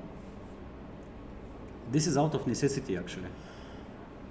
Queen takes a2, rook e1, bringing good pieces, and queen a5 back. So pawn up for black. Okay, some compensation, but I really don't believe it. Next move is knight f6, bishop e6, and black is just a pawn up. Well, knight e4. Okay, white is at least okay. Some let's say compensation. It's not like but this is just to have some practical chances. Of course, the position is much worse. Okay, so board number 5 we have this position where white went for knight f7. So actually I just mentioned this is very important. This is how the computers are playing nowadays. Yeah, they are taking the 2 pawns and the rook for 2 pieces and saying that I'm a material up. Check, especially the king is forced to go to f8, and then rook d1 with 2 central pawns with open file.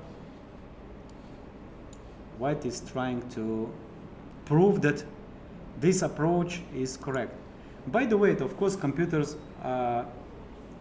actually confirmed the play of Mikhail Tal, yeah, who was very well known in the 60s for playing the position with 2 pieces, with sacrifice of 2 pieces for rook and pawn, or rook and 2 pawns.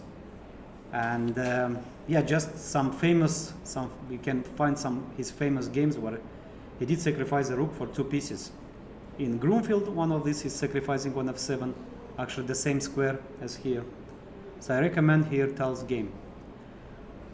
Alright, so we have also on board 6 Van Houwe Jobava, c5. Yeah, this is probably the right move. So taking the square d6, now white prepares the move knight to c4, grabbing the pawn on e5, but in the same time it sacrificed the pawn on c5. And Jobava took it. Knight c4, knight d7 back, knight a5, rook b1, and queen d6. This is the current position. Actually, I like what Van Houwe played, because basically we have this very strong a4 pawn, which will get white into, I mean, in case of endgame, this one will be very strong. Okay, maybe something like knight c4 now, or even knight b3 actually, because in the best scenario for black will trade the pawns on c5. White can trade everything here, like bishop to g7, let's say knight into c5, and play this position where white is slightly better thanks to a very good a4 pawn. Alright, so I like this approach. So after knight a5, Van Houwe's chances are better. Okay, let's move to Salem's game, because this one is really interesting. After queen h5, bishop takes c3. Very good, Salem. So he listened to my advice, but probably he played in a better way. Takes a knight d5, and now the pawn on f5 is protected. And in case of c4, black plays knight f6. The pawn is protected. The queen is forced to move away. White played knight f3, and the same. Okay, knight f6 maybe immediately, but probably Salem didn't want to allow queen h6. So he played first queen into g7, followed by knight f6. h6 first, yeah, bishop into c2, and this is the current position. So just to understand what's going on, after knight f6, white goes queen into g3.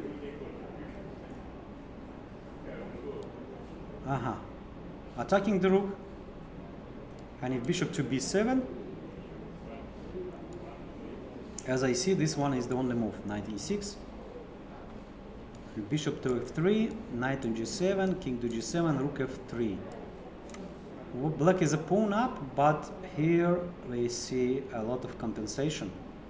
So the pawn is under attack. White is ready to play c4 with bishop b2 idea. Then in some moment g4 might be played. Okay, this is very interesting. This is really very interesting. So h6 and bishop into c1. So white is not losing the piece.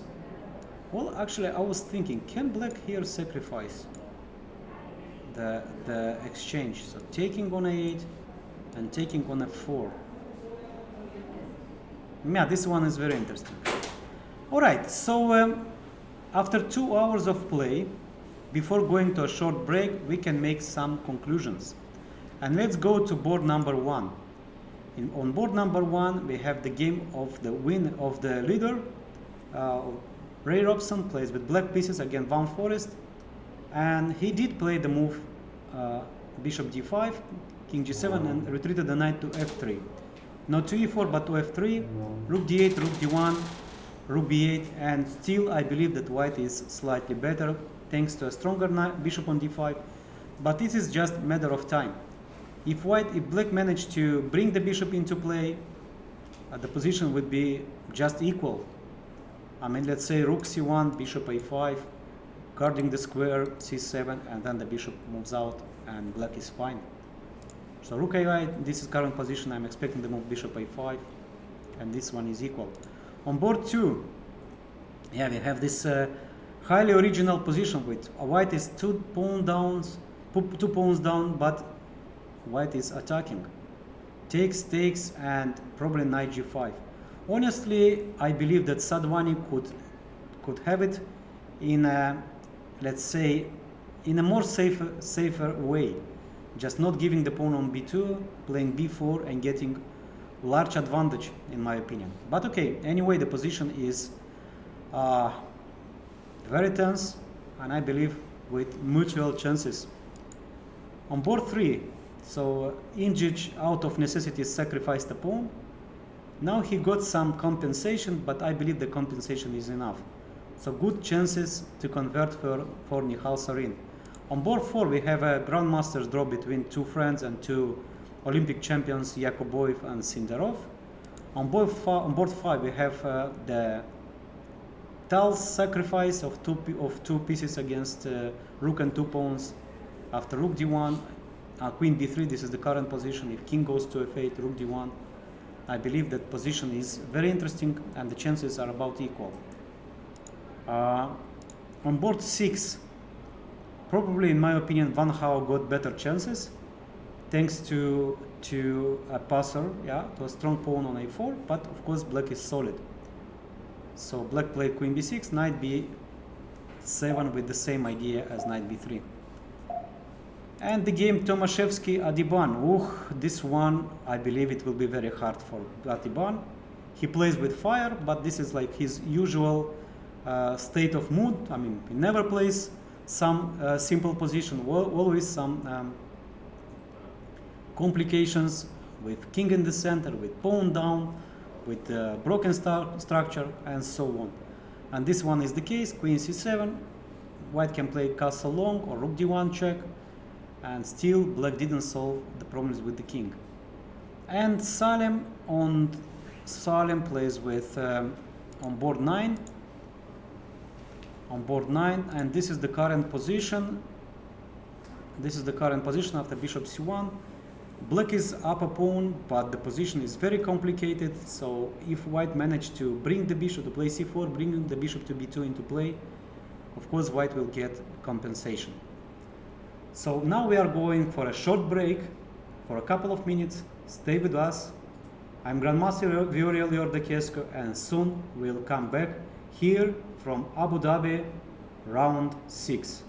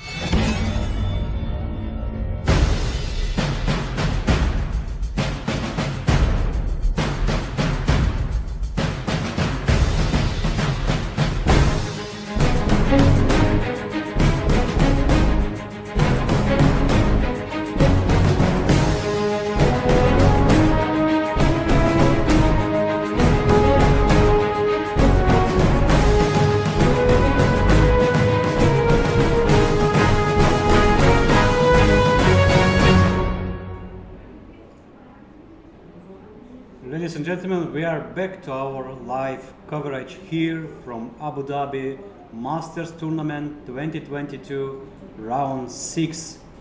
And after 2 hours of play, we can make some conclusions. Well, in the game of the leader, I mean, we have a sole leader, rare option. He plays with black pieces against Farm Forest Jordan. And we left after the move, after move rook c1, bishop a5. This I predicted, king to g2. So there are no more, let's say, active possibilities for white, and white just is improving the king's position. So what I can say that black managed to equalize. So bishop g4 and a3, trying to play b4, and if you move the bishop to b6, still you didn't solve completely the problem of the pawn on b7. But I believe that black is very close to equalize. So even in, let's say, in a scenario where black lose the pawn on b7, still I believe his chances are very high to make a draw. Alright, so after some interesting play in the opening, probably white got slight edge, but honestly I don't believe white is able to get something out of this advantage. Alright, so what else do we have? Yeah, we have a short draw on board 4, Sindarov with Yakuboev, and let's see what's going on. So he just made the move a3, and what did he play? Well, okay, so I believe that black can play here any move like bishop b6, rook into d7, by the way. Actually he did play rook d7. This is the most logical move here. Black wants to double, attacking the bishop, force white to play e4, or at least to retreat the bishop into b3. I expect here we'll have a draw soon. Okay, let's move to board number 2, because this is, I believe, the game will be decided. The position is so unusual that really needs to be analyzed deeper. So white is 2 pawns down, but of course the compensation is huge. The only concern I would say, I would anyway around this position, I would honestly prefer with white to play b4 first, to defend the pawn. Then white is more flexible. White can play rook to c1, or queen f5, or h5, or knight f3. I mean, you are playing the same position, the same type of position, but you sacrificed just 1 pawn, not 2. And this is not even 1, but I would say half a pawn, because the pawn on d6 is backwarded, the knight on d5 is tremendous. Okay, so it happened already, yeah. So bishop takes f6 and king h2. White just wanted to come with rook to g1, knight into g5, creating some threats, rook to b2, and this is the current situation. Somehow I have the feeling that black is quite solid here. I mean, yeah, you do have strong compensation, but this compensation probably worth a pawn, but not 2. Okay, let's see, rook b2, and probably the idea was to play rook to g1, followed by rook g2, rook g1, doubling, knight into g5, or knight f6, or bishop g5. All these ideas are coming, but now the black's queen is not anymore far. So anytime I can come with queen to f8, to f8, with queen f7 idea. I don't really see much for white. Okay, what else? So if you play king h2, if you play a move like king h2, then of course knight g5 should be your next idea. The threat is checkmate on f7, and h6 is not a defense, because anyway it comes. Of course, black can take on g5, nothing wrong with, but probably white just improve a little bit his structure. I mean, playing on the h file. Maybe queen e8, I would say it's a recommendation. And here, okay, of course, this just a checkmate came to my mind, but okay, this one is from a book, yeah, I would say. I don't know how to make it work, yeah, to show you, to make a demonstration. Let's say rook c1, rook g1, black plays knight c5, white plays knight c2, and black decides here to go, no, still not. Decides to go queen h5, yeah. Okay, instead of rook g3, maybe instead of rook g2, rook g3, queen h5, rook h1, and black decides to play here the move knight to d7. I don't know why. So saying that, okay, the square f7 is protected, the square h7 is protected. But in fact, now we go into very beautiful but simple combination. This I remember from the time I was a kid. I was 7 years old, 6 years old, and coach was giving me this kind of positions. Takes, queen h7, queen h7, queen h7, knight f7. This beautiful checkmate. But okay, this one is a dream. This one is a dream, and the current position is a little bit different. Rook into b2, and white played h5. Well, this one is I like the move. It takes the square g6 under control. White wants to play h6 to undermine the bishop on f6. One day maybe rook goes to g1, maybe to g6, maybe knight h4, knight g6. It creates a lot of threats. Okay, good move. I mean, Sadhwani knows how to play with initiative. Let's see if this one would be enough. So for black, I would recommend the move something like queen e8 with a very strong threat to play queen e6. Let's say in case of rook g1, queen e6, and black managed to trade the queens. So once again, we don't forget that white is 2 pawns down, and end game would be catastrophic. All right, so queen e8 with the queen e6 idea. White can prevent by playing knight g5, but this one is not possible because of queen h5. What else? What else I can do? Actually, white here maybe can play rook into c7 and preventing the move queen e6, because this case white is just gaining the knight. Okay, rook c7. Yeah, this is, and the point is that actually the other rook goes to g1, rook a to g1. Yeah, and bishop d8. We can continue to stay and to annoy the black's pieces. Rook c8.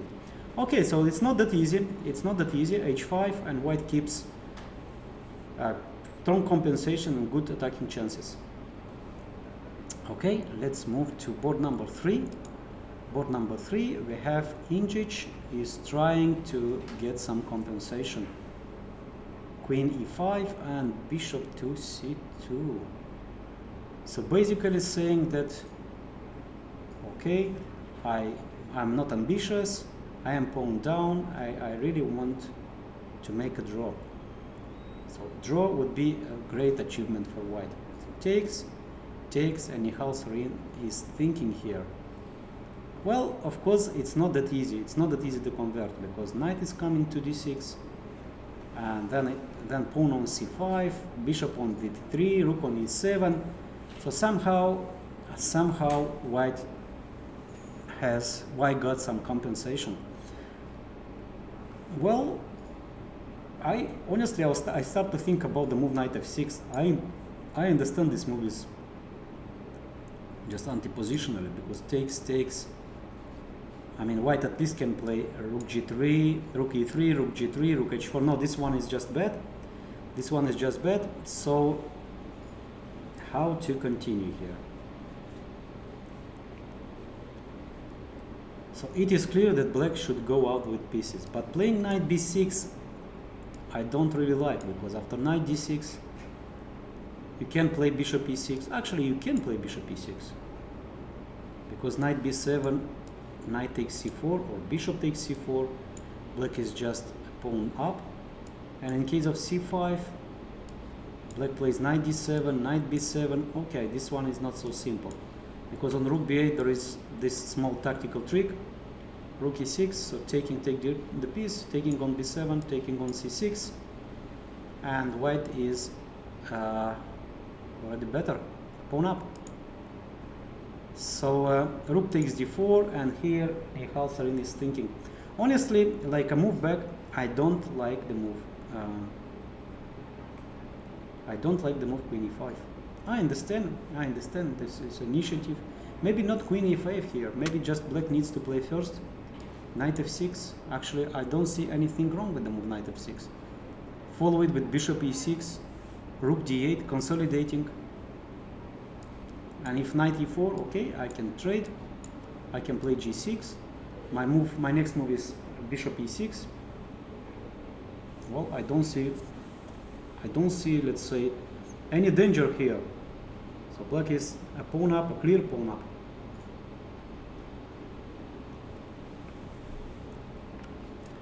All right, so yeah, I believe that Michal Sarin lost a little bit, of time. And after bishop c2, white's compensation is real. Rook to e8. This is nice move. So white can't move the knight because the rook on d8 on e1 is hanging, and black prepares the move king to f8. Yeah. So let's say if rook d1, okay, now the knight hangs, but now black can play the knight on e5, for instance.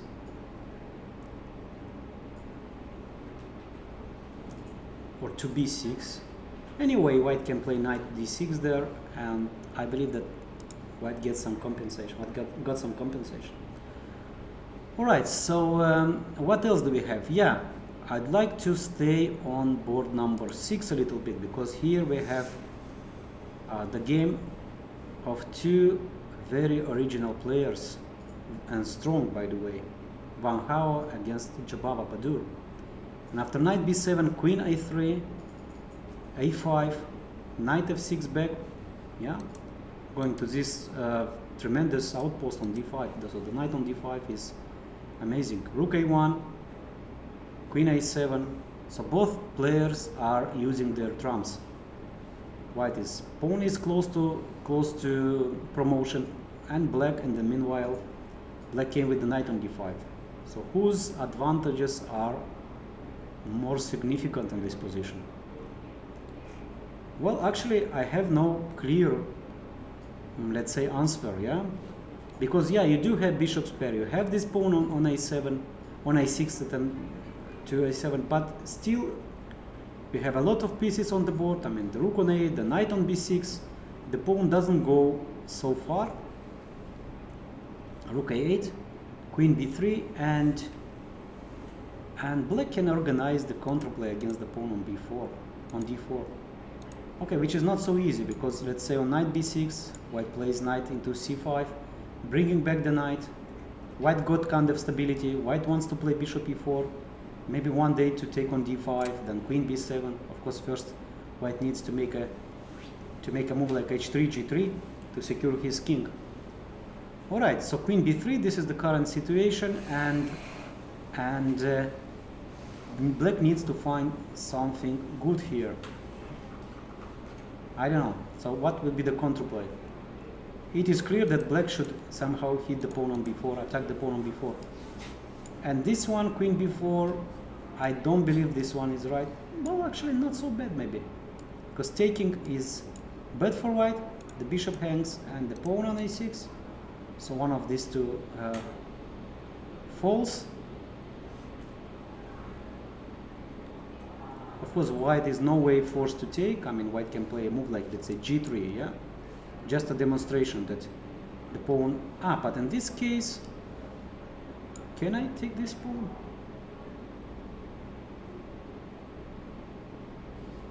Because bishop d4, queen d4, and if queen b4, knight b4 attacking the bishop, and white is not in time to win a piece, because after knight c2, knight takes d4, rook takes a6, I mean, in the future, white is just losing a pawn. Okay, so queen b3, and in the game, black played the move knight b6. Now, black is still thinking, but I believe that knight b6 is a good move here, or queen to b4, or queen to b4. Okay, so back to Salem's game, because there is very tense situation. So what do we have? We have the move queen f3, d5. That's the right move. Well, I missed this one in my commentaries. So actually the move is strong. Black wants to install the knight on e4, and in case white attacks the center with c4, I have the move d4. And he did it c4. Actually no way back, yeah? No way back. So white cannot play, actually white can play the knight on e6, but after bishop takes e6, rook takes e6, knight e4, black is just controlling the game. With knight h4 idea, with rook e8 trying to just to trade some more pieces, black is fine. And white decided, okay, I'll give a piece, I'll play for just attack because I have no way back. And Salem did accept the challenge, takes, and now he's thinking. Alright, so let's try to figure it out. What is going on here? Knight e4, and probably white is gonna take the pawn on d5 and saying, okay, I have some ideas. I have the idea of trying to play the bishop on b2, queen on h5, d6, bishop c4. Your pieces are hanging, and this kind of, let's say, playable compensation. Of course, objectively, I think that black should be better, but it's always hard because the king is weak. You should be careful. For instance, you cannot play knight e5 directly because then check, queen h7 loses the piece. If you play king h8 here, okay, some other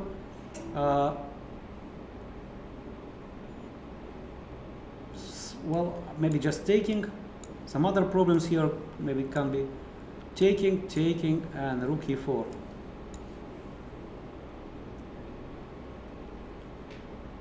No, this one is well, once again, yeah, in a practical position, this one is completely unclear. Bishop comes to b2 and so on. Who knows? Maybe white is already better. So so this is the position, and white did play knight e4, black played knight e4, and Sikh takes d5. Yeah.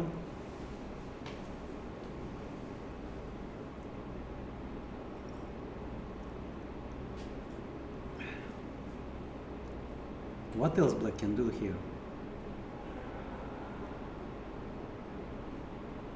Well, can black play a move like bishop b7? I'm not sure about, because for instance white can play the move bishop b2, and just a small demonstration here. Check, king g7, check, king f7, and something like rook f5, bishop e4. Now this one is just bad, and if black goes with the king to g8, then white take back the piece, queen g7 and queen e6, followed by rook e5 or bishop e4. I believe this one is, well, at least unclear. Yeah, even here rook e4 wins. Yeah, so the position is not simple at all. It's not simple at all. The bishop, the threat of bishop b2 is quite unpleasant. I start to think already of some prophylactic move like king g8, just to go away with the bishop, with the king, sorry. And if in case of d6, I'll play bishop e6, protecting against bishop c4. Bishop b2 now doesn't work, I'll just simply take. Taking the pawn on e4 is not an issue. And if queen h5, I do have time for knight takes g3. Oh yeah, so I think king g8 here is the move. King g8 here is the move. It's kind of prophylactic move. Yeah, against bishop b2, against queen h5, but check doesn't come. d6 is also not a big deal. Yeah, okay, Salim I think is trying to think. This is the point. King g8 here. he is able to find this kind of moves, I know.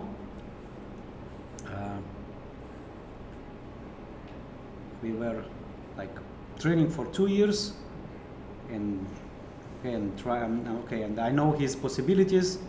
His possibilities are much bigger than his chess, much bigger than the result here. The result here in this tournament, where he missed 3 clearly winning positions. All right, so this one is sharp, but I believe black's chance is much better. Let's move to board number 7. Adiban really plays crazy. Not only today, but through all his career. Very interesting chess player with a lot of original ideas. He always plays for a win. He always plays sharp position, no matter of the name of the opponent, no matter of the tournament situation. He just goes. Takes, king to d8, knight into e3, c6, okay. We got this position with d4. Honestly, here I thought that white is much better, but let's see. Let's see exactly. So castle long and queen a3, okay. King b8, slowly black wants to bring his king into play. c5, a positional move. White wants to play knight c4, knight d6, or maybe knight a5, who knows, depends where the king is. a6 to bring the king, rook d6, king a7, and this is the current situation, rook d1. Rook into c8. So finally black managed to hide the king, but even this one is not his final destination, I believe. I believe still this is not so good. So imagine that, okay, the only good thing is for black that white never can play a move like knight c4, because after bishop h6 you are forced to move the knight back, yeah, because otherwise you have no moves. So still white cannot activate the knight on from e3. Okay, what about the other knight? Yeah, knight c3. White wants to come and maybe some ideas with bishop f1, or with rook c6, bishop f1, maybe knight f4, maybe sometimes, by the way, the move knight b5 is a threat. Yeah, indeed, he did play this knight a3.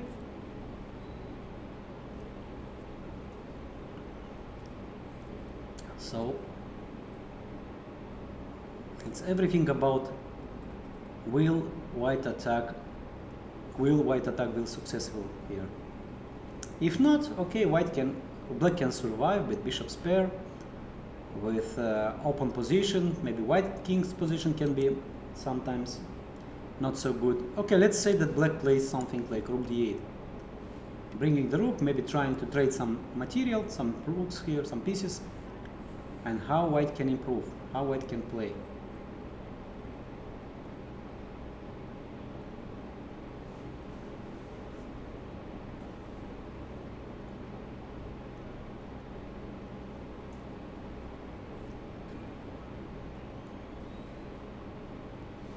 Well, knight b5, some ideas, but I don't see a clear continuation there.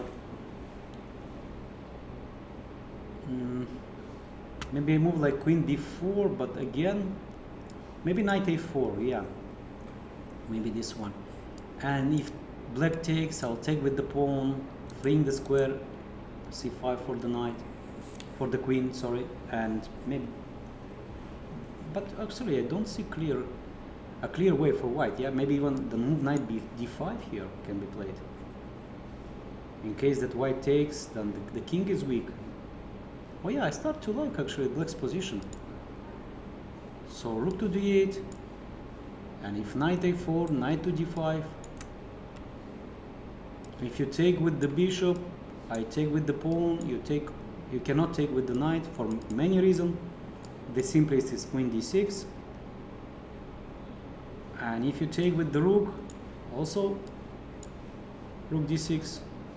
If you take with the other rook, okay, white is pawn up, but I don't believe this position is good for white. Bishop h6 or something like maybe first rook takes d5. White is forced to take with the rook, bishop h6. Or can black be a little bit, I don't know, I thought b5. Oh, actually b5 even here is a move. Knight b6 then queen b6. Rook there and just rook c7. Rook takes bg7. Okay, this one is already okay, black can just retreat the king to b8, and this position is no way worse for black. Maybe just black is winning. If we calculate a little bit deeper, king e2, no checks. All right, so this one is too far. The current position is knight c3. The position is double-edged. I mean, it's not. I thought that white is much better, but now I believe that it's just double-edged with both players keeps good chances. So what else do we have? Let's go to board number 10. We didn't see for a long time the game of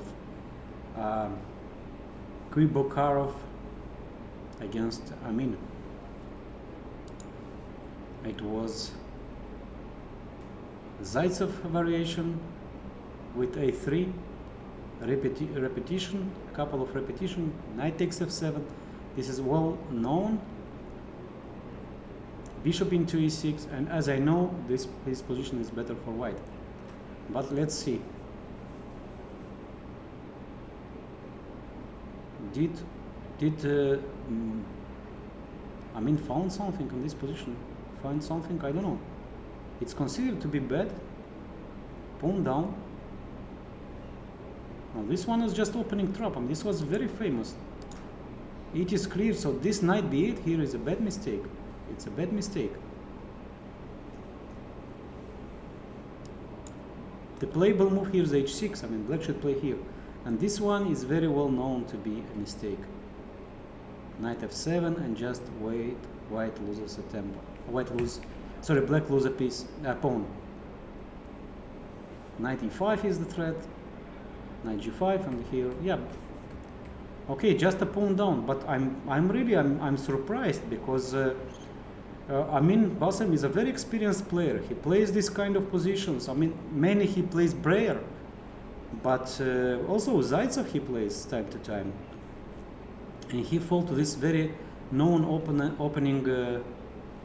opening trap. Wow, that's really strange. And white is just a pawn up. Evaluation is clear. White is just pawn up and with good chances to convert. Very strange play. Okay, so even grandmasters sometimes they have no full knowledges. Yeah, that's very strange. Okay, so let's leave it here and let's go back to Salem's game. Knight e7, knight e4, cd5, and king to g8. Bravo, Salem. He found the move king g8, the best defense here, at least in practical terms. Once again, I don't use the engines. I'm just giving my personal advices, my personal calculation and understanding. And king g8 is a grandmaster's move, yeah, I would say. So this is just a prophylactic against all white threats like bishop b2, queen h5, and so on. So objectively, I believe that black is much better, but of course the position is complicated. I mean, with some pawns for the piece, actually only one, and I believe it's in practical terms. In practical terms, the position is not decided yet. Yeah, and yeah, of course. Okay, let's move it back to board number 1. Here we have the endgame, and both players are thinking. They are highly concentrated. You can see it on the board. When you see position on the board, you can see the position, the picture from the playing hall. Bishop e4, rook d8, changing the rooks, rook c8, rook d2. Wow, that's nice. That's nice. This is the move to miss, actually. I like it. Rook d2. And yeah, actually no benefits, yeah, because white can't play something like rook b8 because both pawns are hanging, b2 and e2, knight d2, bishop c8, and maybe black can be better. By the way, knight c4, bishop c7, then black plays knight e6, b6. Of course, white probably is not worse because knight d5, knight e3, knight d5, but black can play with f5, with e4. No, this white just missed this idea. I mean, rook c8 here probably is a mistake. Rook b8 here, rook c8 is a mistake, and after rook c2, taking. Black's position is no way worse, but I would consider that black is already slightly better. Okay, so Ray Robson feels comfortable in this position. He plays an endgame with zero risk, with bishop's pair, and he can just play for a win. Okay, so what do we have on board number 2? Board number 2, Indian Derby. Two young, talented, and hard worker from India are playing each other. Queen e8, knight to d2. Once again here I'm in the situation that I can't guess any moves here. Yeah, the first game of Injured with Sadhuani, and this is the second one that really hard to predict the move. Okay, so basically white wants to concentrate on the queen side now, yeah, with knight c4 attacking d6, then rook b1 trading this active rook. I would say not active, but mainly annoying rook. But on the other hand, white leaves the king side, where you can see a clear superiority of black pieces. Imagine just black one day move the bishop, plays h6, hitting this pawn on h5, opening the g file with a lot of pieces around. I believe that black can organize a very strong counterplay. I don't like white's approach, but okay. Once again, yeah, the position is very concrete. Well, not the last thing that is important, that black is still 2 pawns up, and again, black can simplify the position and just play the position with some material up. I don't know, knight e6 looks playable here, rook b5, with the idea then to play g6. In the game he played bishop e7, okay, with the same, defending the pawn on d6, so knight c4 comes without tempo.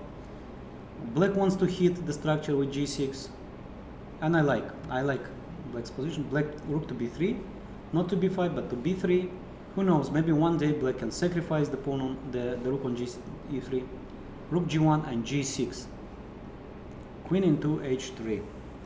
This is the current situation. Well,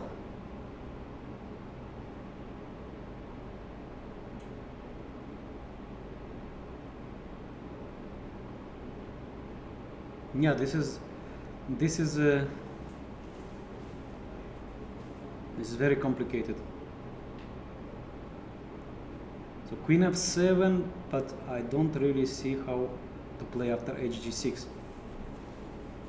Queen f7, I don't see after what to play after taking on g6,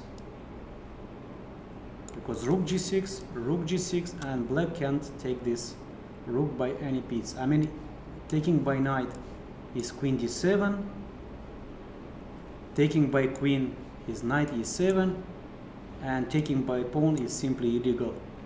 So queen f7 is a bad move.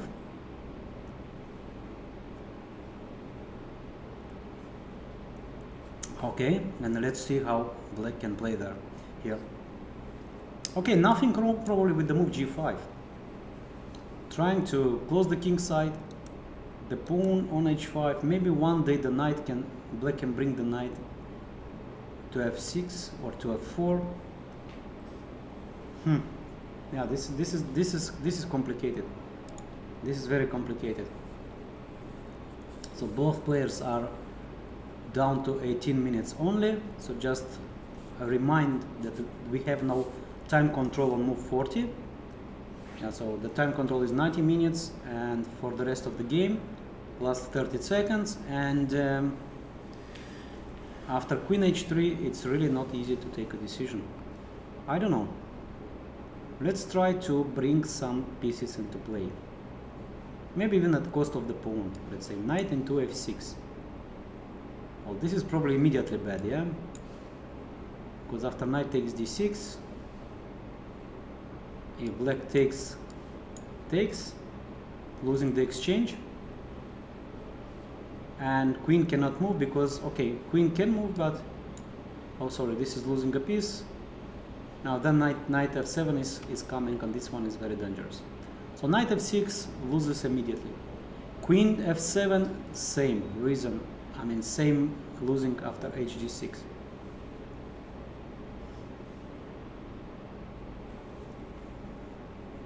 Yeah, I start to believe that g6 was maybe premature.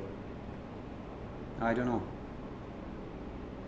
I start to like white's position more. But okay, maybe g5. Maybe g5 and still nothing wrong. Okay.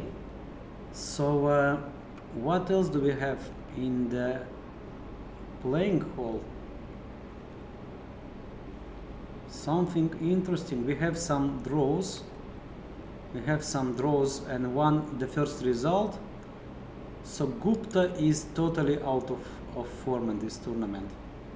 Grandmaster Gupta lost with black pieces against Grandmaster Rahman Zair from Bangladesh.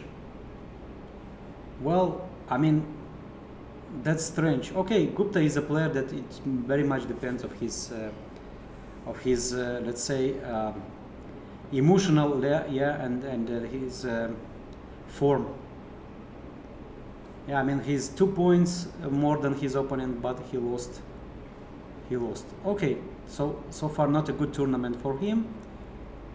Salim won his game. Okay, that's great. So let's invite him to studio, because this was a really nice idea. So knight into e4, let's see the game. Takes, king into g8, the move that I recommended. Bishop to c2, trying to bring the bishop into b2. Bishop a6. And the game is over. Did white resign here? Well, of course white is a piece down. I mean, the rook is hanging, the queen is coming to d4, and bishop, actually white is just losing material. Bishop c2 was just a blunder. But maybe it's already the position is bad. Maybe the position is already bad. So bishop into a6, and white is losing the rook. So white will be a rook down with no compensation. Black is just winning. Okay, finally Salim managed to convert his huge advantage. I was really worried because in the previous rounds he didn't manage to win. I mean, starting from like big advantage, bigger advantage of completely winning. Computer was showing like +4, +5, +6, and didn't manage. Okay, very good. So Salim is back into business. He is 4.5 out of 6, 3 wins and 3 draws. And let's wait him in the studio. I hope he can join our live transmission. All right, so very good. And Jobava, by the way, he won against. Van Hau won against Jobava. But what happened? Because here I thought the position is about equal. Takes. This is what I thought. Bishop e4, rook a7, rook a4, bishop f8. Probably it happened in the blunder. Bishop a3, knight b6, and rook takes b4. Well, and here he could take on b4, bishop b4, and take rook a6. Probably here white is better, let's say, with the move like g3, but not lost. And after rook b6, what happened actually here? Knight c5, just knight c5 wins a piece. Okay, now I understood why did he blunder. Rook a3, rook b6, and after check here, white just can play rook b1 back and he is a piece up. Well, tragedy for Jobava.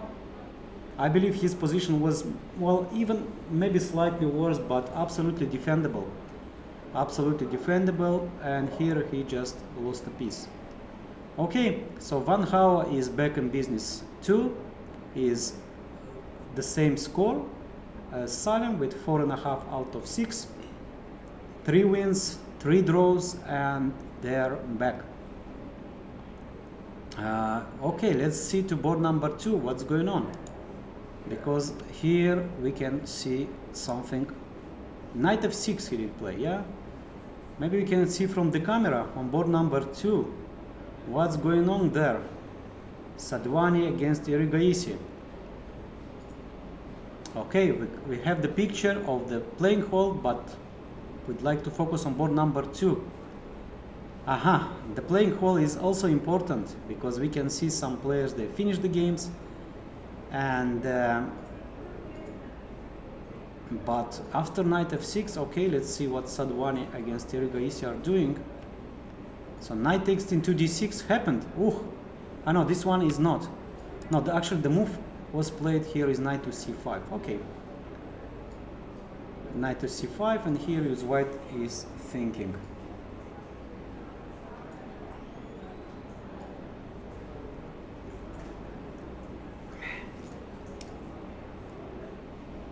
Okay, so first of all, it's clear that white can't take on c5 because this is a pin. So what else white can try here? Attacking the knight on e7. Maybe rook b1, because this rook is really annoying. This rook is really annoying. Yeah, knight c5, this is a good move. This is a really good move.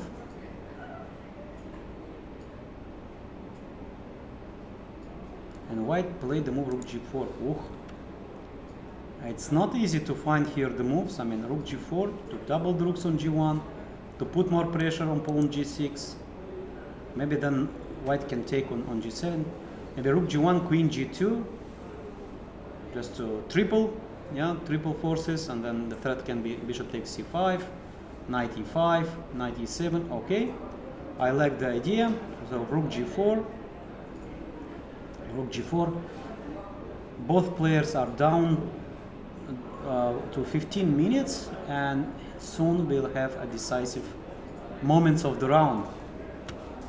Let's move back to board number 1. There we have a quiet endgame with slightly, I would say, slightly better chances of white. So bishop d5, f5, e4. This is the route approach. Otherwise, black will push f4. Black will push e4. And that can be really dangerous for white.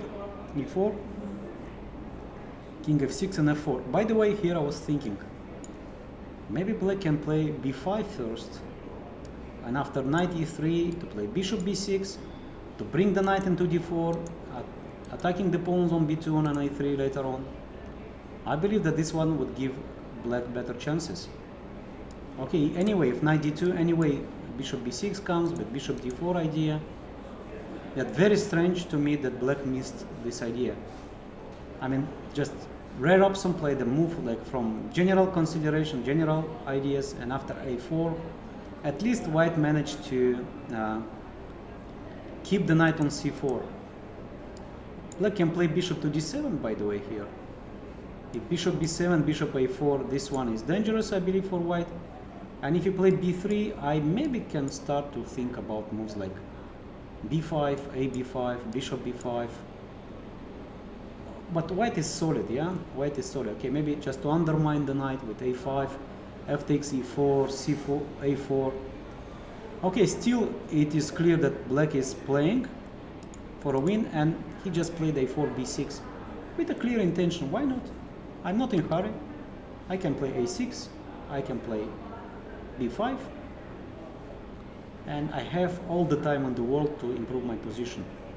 Okay, king f3, bishop d7, b3, and here I'm expecting the move a6 with the idea to play b5 to force the knight to leave this wonderful outpost, then activate the bishop, Okay, white is quite solid, but still black can play. Yeah, black can still try to play.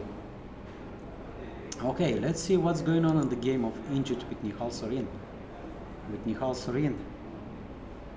So it happened rook to d1, knight f8, rook knight into d6, rook e7, rook e4, changing the active rook, rook to b8. So slowly black is converting, the pieces are going out and black is converting his extra pawn. c4, knight c3. Of course this is a long way to win, but king goes to e7, king comes to e7, maybe I can put the pawn on e6. If you play c5, then I have the square d5. Okay, so good winning chances for Nihal Sorin. King e7, knight e8 I can play, I can trade these knights, or at least I can force the knight to leave this wonderful position on d6. Okay, so this one, it's not a pleasure to play for white. So Tomaszewski Adiban, yeah, this position, e4, just shutting down the bishop. Bishop f1. Okay, ladies and gentlemen, as I promised, we have today in our studio Grandmaster Salim.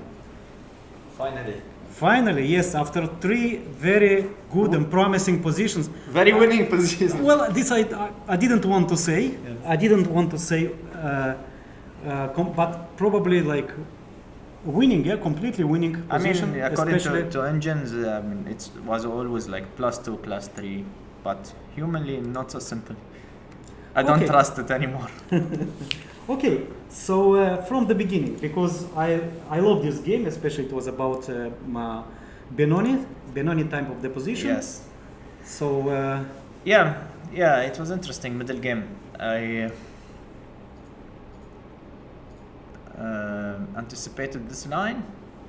Okay, this knight d7 is little played. It was played there was a game between Giri against Van Forest. So inclusion of a6, a4, okay, this is just... No, it's another question. It's maybe possible as well. All right. It's a big question to include or not. But this all happened in that game, and I think Giri played f4. This is probably to force the knight to go to a, let's say, worse square. Exactly. f7. And I was thinking after knight f7, how to take back on f5, by bishop or by pawn? And that game happened by pawn, but probably bishop takes is better. I was thinking the same, because this one... experienced Benoni player, yeah? Yeah. Okay, yeah, and actually in this case here bishop takes is not very good, because maybe white doesn't need to push anything. So here, I don't know what is the estimation. I thought it's just playable. And actually, I'm not very sure where did he go wrong. Probably bishop d3 is the wrong direction. So probably g3, bishop f3, just to keep the pawn on d5 alive. I mean, maybe it only g3 yet.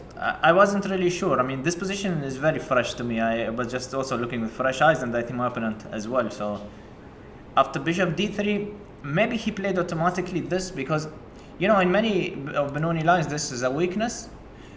But I think that he automatically thought that I will put the knight here, after which there will be never bishop takes c3, and this d5 pawn is...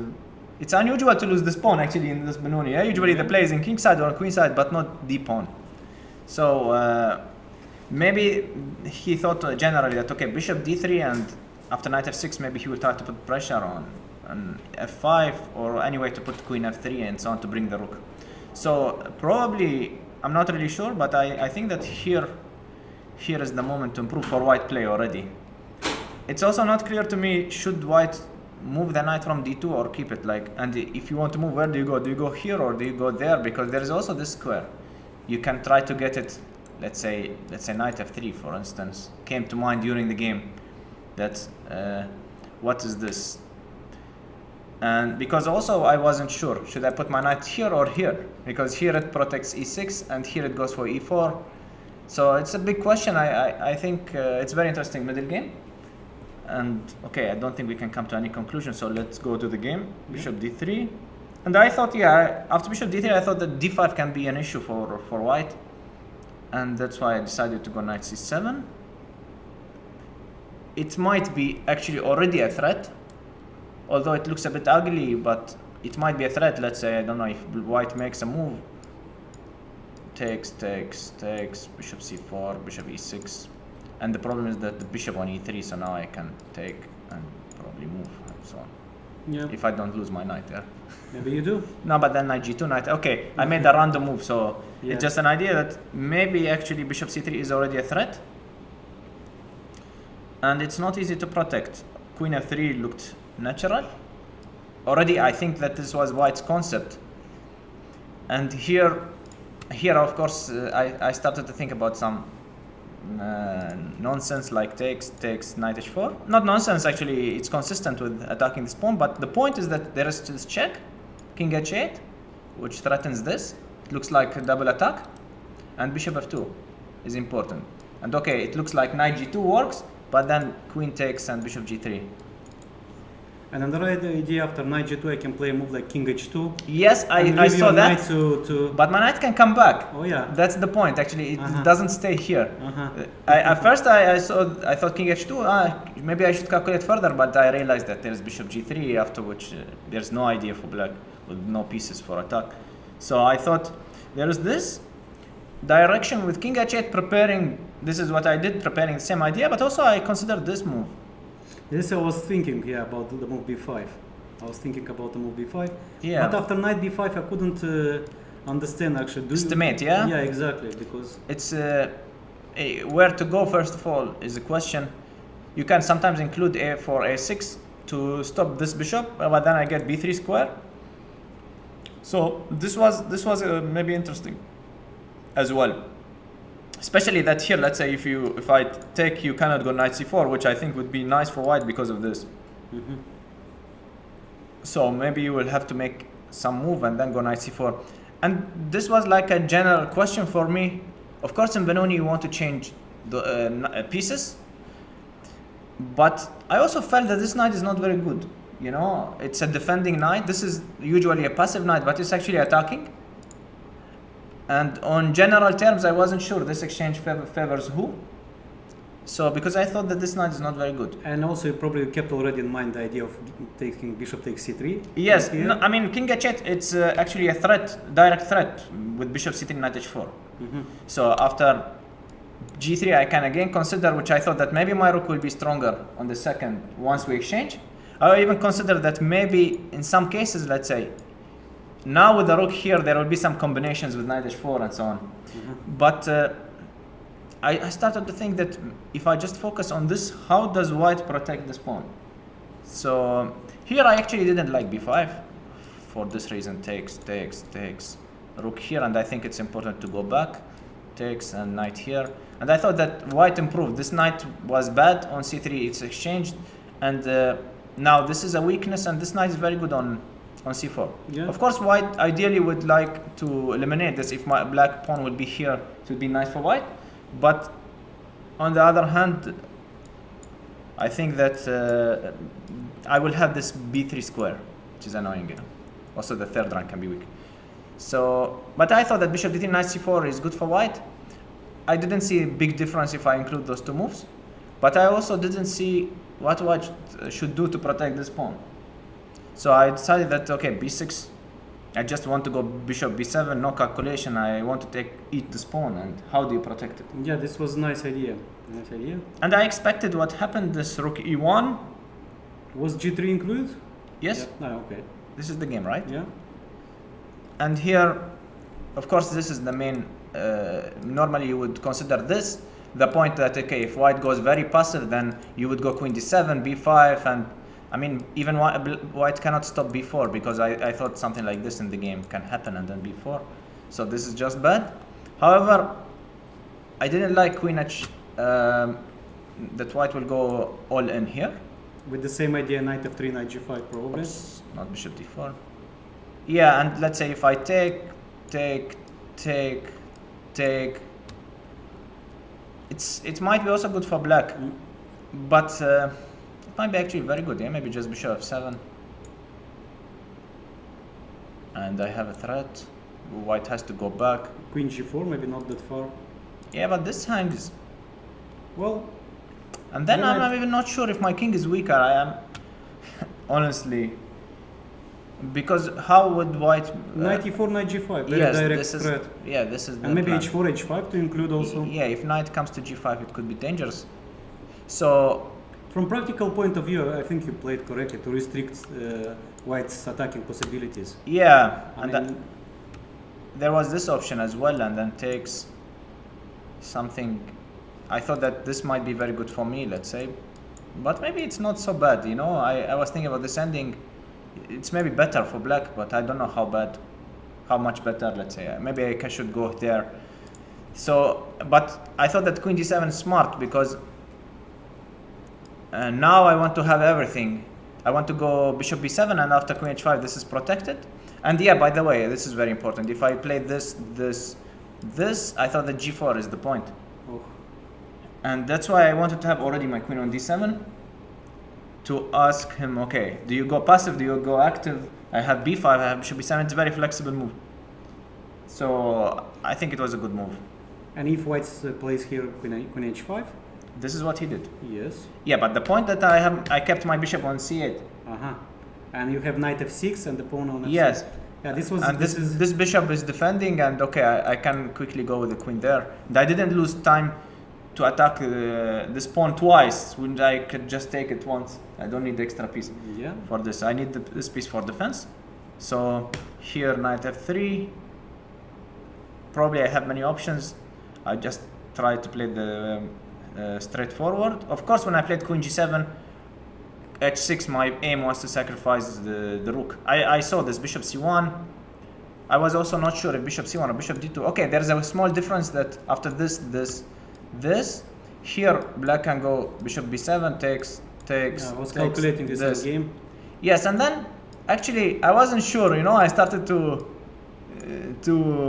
get worried that, you know, one more game of completely winning, maybe it will go a bit, but probably it's bad anyway. Materially, white is very bad, but I was worried a bit about this, so I'm not sure even after bishop d2 if I would go for this. But of course, my main point was that I wanted to give this rook. Only the question is how. I thought if I take, And take on f4, yeah? and was take also- on f4 with what? Well, I thought only with the pawn. I didn't see the move knight f4. No, I mean, there is this idea, for example, knight f4, yeah? Wow. Because this looks like, okay, direct win. If you take, it's over. The problem when you take with the pawn, white is not forced to react. But here I didn't like rook takes f4, pawn takes, bishop takes. It seems like king is very weak, queen is out. I have to combine those two ideas to win. Let's say like knight d5 now, double attack. But this white is winning here because of this, and this. So But can you go instead of knight d5, knight h5 and just focus on pawn knight g3? h5, I didn't like And knight takes, takes g3, and bishop f8. knight e2. Is it tempo? Is it mate? Well, I don't know. I just make moves. Probably mate, yeah? And queen g3? No, then not Queen sorry. g2 and f4 should be checkmate, yeah? But king d2. Ah, now he can cover. Ah, So wait, I mean, here we are maybe missing some mate. unbelievable, yeah, to not to be checked. Knight e2, king f2. I don't see. I was thinking, you know, I thought that I saw some win like queen c3 and so on, but I thought this is too many. No, not here, sorry. This is bishop e5. Somewhere I thought that this queen takes c3 is possible. I don't know where. So this rook takes f4. It looks like if I combine with the queen out and this weak king, I'm winning, but I didn't see how to combine. Yeah, not easy. And the problem, if I do like, okay, primitive, takes this, he can just take, protect. So, in addition of this, actually, no, not here, but if I move my knight, always this queen 8. So, I wasn't sure about this. Also, I mean, of course, there is this, which looks promising, not to allow queen back. But here, this move is very annoying. Wow. Exchanging this very strong bishop or the queen. And I didn't see, like, some knight h4, cuck minimum, bishop takes f4. So, if I want to sack the exchange, I should take here. But this allows queen back. I think he should go here. Probably, because if f3, maybe knight e5 is good. And here I was calculating, but I didn't see clarity. It's maybe if I put on computer, it's like -5, and you don't need to see any clarity and so on. Yeah, but from practical point of view, I mean, the position. And yeah, but one more detail, actually, if I want to do knight f4, I should probably do it here. Because here bishop takes f5, I didn't see a one here also. It looks like some geometry, like I don't know, some queen h7 or something, but you need pawn on h2. Maybe knight 6 to h5. And knight takes g3, I don't know. But gf? Gf, rook f5. Rook f5, yeah, play like nothing's going on. Well, probably, yeah. I don't know. Maybe bishop e4 here. I don't really. Bishop e4, take, knight g3. So messy, huh? Yeah. Maybe it's good, but anyway, there is this rook f4. So I just wanted to show this bishop f5 detail in case bishop moves. But yeah, I mean, this was of course the critical line to me, and here, and probably I go like bishop b7. Not so clear. I also considered something like knight here, and yeah, I don't know. It looks winning, but yeah, rook takes e5, d5, g takes f4. You are just pawn up on the endgame. Exactly. And a good pawn like e4. Yeah, and also I don't need to change queens. Maybe queen d7 wins. Queen d7. Maybe bishop bishop c4, bishop a6. I don't know. Yeah, but you know, after spoiling so many games, maybe it affected me, and I wanted clarity. Yeah, I understand. Yeah. But it's always difficult now with this conversion, you know, and try to play with clarity. Then in some cases you have to just go naturally, yeah, continue, take the pawn, play for initiative. You don't need to see everything and so on.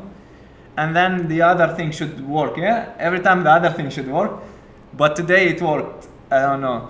So finally I played this, and maybe this is the longest thought in the game for sure. Yeah, this d5. But this is a very practical decision. I mean, you don't give. It's chances. practical, but you know. Takes knight e4 or rook knight e4. Yeah, probably. I had here few plans, and the problem, if let's say, this looked very tempting to me. And then knight e4, yeah. Not to allow, because okay, if I go knight e4, there is queen h5. Probably it's a good move. Maybe I can go rook g8, I thought, and here only move is rook f3, because if king h2, knight takes g3 should work. Some rook f3, and this is hanging. It's two bishops. It's not the end of the world. I mean, well, instead of rook g8, I mean, okay. Yeah, maybe, but what to do? Maybe I'm just old, and I'll just play king h7 and say my next move is rook e8. I don't want to calculate. I don't need to calculate. I just play a safe move. But you know, in some cases I didn't like this, and probably here. Oh, take by d. You have to take by d and rook d1. Let's say. Now I have this threat. Now this is hanging. If this rook on e6 which looked trapped, it's now quite strong. Rook d6 is a threat. It's all of a sudden very strange counterplay, which initially I thought if I exchange knight on e4 it would be over, but it was not the case. Yeah. And strange. And that's why it took me so much time to play this, because there I could play for initiative for a win. I mean, just to play for initiative and so on. Here I have to consolidate, but maybe I don't. And I was thinking about this, not to allow this, which makes sense as we saw. And then of course he goes here, because if he goes queen e3, then rook e8 is quite annoying. So just black is changing the only active piece. Here, I mean, normally you don't want to go here because it steps into this, but as I explained, that actually I never was sure about this structure. And I'm taking by f maybe. Then c4, and then this comes, and this hangs, and I don't know. So bad? Well, looks like white is not in time, but who knows? Maybe maybe white is not in time. Maybe I just panicked. But okay, maybe have some jumps like knight f3, knight g5, but in which moment? I don't know. Yeah, but you have to. I don't know. Then this I'll bishop play is coming. d4. He's breaking my pawn structure. Why am I much better here? I don't know. Okay, well, from like, I'll say black should be winning here, not much better. Winning, yeah. Yes. I had the same feeling. I just couldn't find the moves. Okay, that's I thought that I'm winning, and every time I'm calculating, I am trying to find concrete moves. I was not able to come to something satisfactory, you know? well. Rook g8. Okay, this move I didn't consider, I must say, but Probably the move is just stupid. not King sure. h1. No. Yes. King h1, yeah? And yeah, I cannot take because rook h6. Yeah, Yeah. That's in many cases, this rook and this knight, actually, in many lines, this can happen. Yeah, and it's not easy at all. So, and if I take by this, which is quite solid, Yes. then again, this rook d1, Rook d8. Now we can play. rook d8, what did I didn't like? And then king h7. Ah, wait, knight f3, maybe- consolidation. Maybe not rook d1, here maybe c4 again I didn't like. Well, but here I'm in time too. You can put the knight here, I mean- so I played this. Okay, anyway, knight f3. I'll not go to g6. Maybe I just misevaluated this position. Maybe I saw some ghosts here, you know? This is probably what happened because I suddenly saw this, you know, but maybe I will just plant this knight on. But even king h7, bishop b2 somewhere. Let's say I don't play with the knight on f3. Okay, I will play, but No, I mean, after what? After this? yes, I played something like king h7. Yeah, but why do you give me this counterplay? Okay, that's a different question. Rook queen d7. I don't know. Very solid. Maybe sometimes I have to calculate, yeah? It's... Yeah, I don't believe it's. So maybe I just panicked. Anyway, I played this and he didn't go for it, so... No, I mean, finally, actually, I wanted to play this. Wow. Thinking that if I exchange these rooks, put knight here, there will be no counterplay. That was my final conclusion. And okay, my main trick that after takes there's knight h4. And if I start with rook e8, It doesn't matter. doesn't matter. Then the g3 hangs. Yeah. Yeah, so this was my final thought. Yeah, but then this is one. Is But very it didn't safe. come to me naturally. I mean, this came to me as a conclusion somehow, you know. But this is very safe. This is very safe, and this is this one should be chosen. Yeah, but when I played d5, I didn't see take takes rook e8. Yeah, I was in a thought with knight e4 or to start knight h4. That was my, and okay, c4 came as a pleasant surprise because I was sure that I unplugged something. Sorry. That's Okay, no worries. This is just temporary. it happened before. No.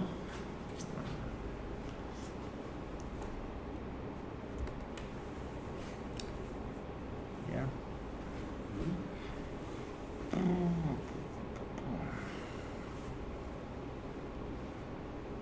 Uh-huh.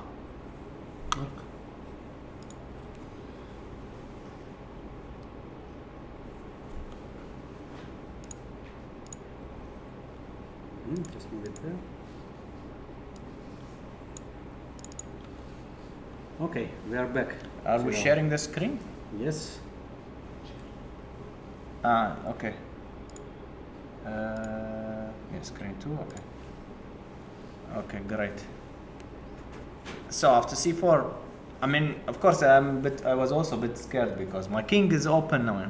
No, but I said to myself, if you miss this one, then it will be like terrible. Yes. I couldn't. Yeah, you never know Because, what can happen. Yeah, I mean, because okay, this one is sharp. Of course, I mean. yes, but I was actually happy when he played this way. Uh-huh. A bit scared, of course, but happy because in the other one I felt that objectively I can go wrong. Here I cannot go wrong. Here I can blunder or win. And takes Yeah, and the move that I love very much is the king g8. king g8, yeah? It's prophylactic. Because of course there is this you bishop. don't give any chances. I mean, bishop b2. Why do we allow bishop? Exactly, bishop b2 takes And why do you need to calculate all this? because it can be forced win. Okay, let's say it's a transposition And queen e6, and it calculated. and rook f4, Well, the last move. But it's not the last because I saw this, and then actually this. I thought okay, this is winning, but actually yeah, there's bishop 5. Ah no, bishop 5, queen g3. Yeah, so I decided there is no bishop 5, it's bad. But then I saw king h2. They thought, you know, it could go wrong here again. Okay, probably bishop c8 I have to play here. So I could have calculated this. I actually calculated this, but no, but this is not practical at all. I mean, you Once know, but again. it's not practical. But you know, this move connects everything. the rooks, it attacks, and No. you don't like it, yeah? No. Yes. It was my main move, let's say, when I saw this position. No. King G8 and really no threats. Yeah, after King G8, no, but I also have a threat of 95. You do, yes, but his opponent no. Just you eliminate everything. Yes. Even a shadow of counterplay, nothing works. Yeah. Finish. Yes, Finito. exactly, yeah. Yeah, I King G8 was very good. No, move. no, no. This is high class move. Yes. You shouldn't calculate this. I shouldn't calculate, but I did calculate. I mean, this King G8 came as a conclusion again. You know, Okay. it's because when I looked at this position, the first move came to my mind is to move this bishop from C8, connect all my pieces, probably to here to. Yeah, but when I see bishop b2 and queen h5, Exactly. you just stop there. You don't try to. No, calculate. I actually didn't stop because initially I blundered. I missed rook f4. I thought that white here doesn't have any idea, and then I'm Actually, I exchanged. stopped after queen f7, rook e4. When I saw that also Ah. said okay. Yes. Yeah, Enough.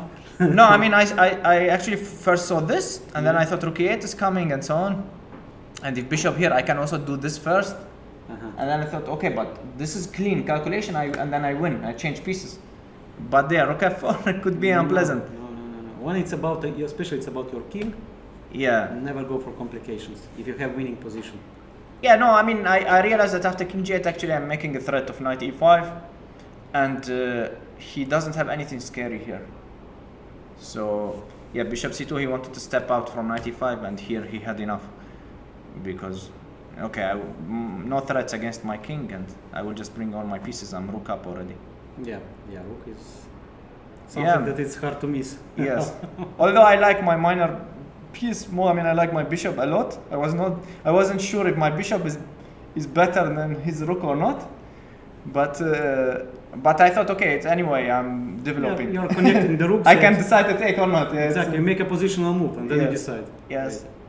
Yeah. Okay, congratulations, good game.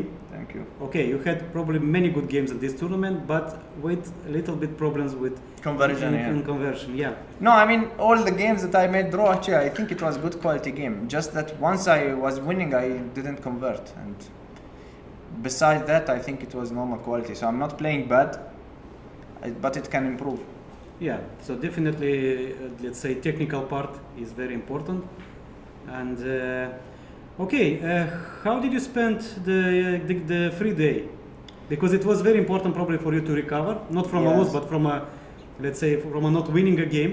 Yes. No, I mean, recovery, I decided to have rest, but then my hand was itching like 10 minutes before Blitz tournament. I decided I should play, and I was coming. I came 5 minutes late. I registered my name 10 minutes before the tournament, and it wasn't. I was doing fine until some point, and then I started losing games. So I played in the Blitz tournament not well, but also I was watching this chess.com rapid championship finals, which I think ended, but I like to watch it like it's still live. So I'm going through one by one. It was very interesting to watch. I'm not done yet. And yeah, basically that's it. Actually, some Indian restaurant. Okay, this is probably more important than the Blitz tournament was. Yes. Because but That was when I came back from Blitz. I was furious actually, but I went to the restaurant and then I calmed down. It was good. Yeah, that's it. I had good sleep and yeah, sometimes good sleep, good food. This is enough for chess players to recover. yeah. Okay, 3 more rounds. Yeah. 3 more rounds to play. This is very important, and we have a result on board number 2. Can you? Let's see who. Yeah, who's let's playing. see. On board number 1, actually, we have 2. I think they agreed to a draw because probably black was slightly better, but not anymore. Not anymore. I mean, black was trying, but They agreed for a draw here. yeah. Okay, maybe some moves, but board number 1 was something to. Yeah, let's go to board number 1 because this one, board number 2 because this one is crazy, and Black won, yeah. Wow. and black is 2 pawns up, but okay, position looks like completely unclear. To us, eh? At least to us, yeah. So okay, black Okay. managed to. Now once the knight moved on c5 was doing nothing, and now on f4. Yeah. No. Okay, it went completely wrong now. Yeah. So, by the way, I just want to ask you about the opening. Have you seen before this idea?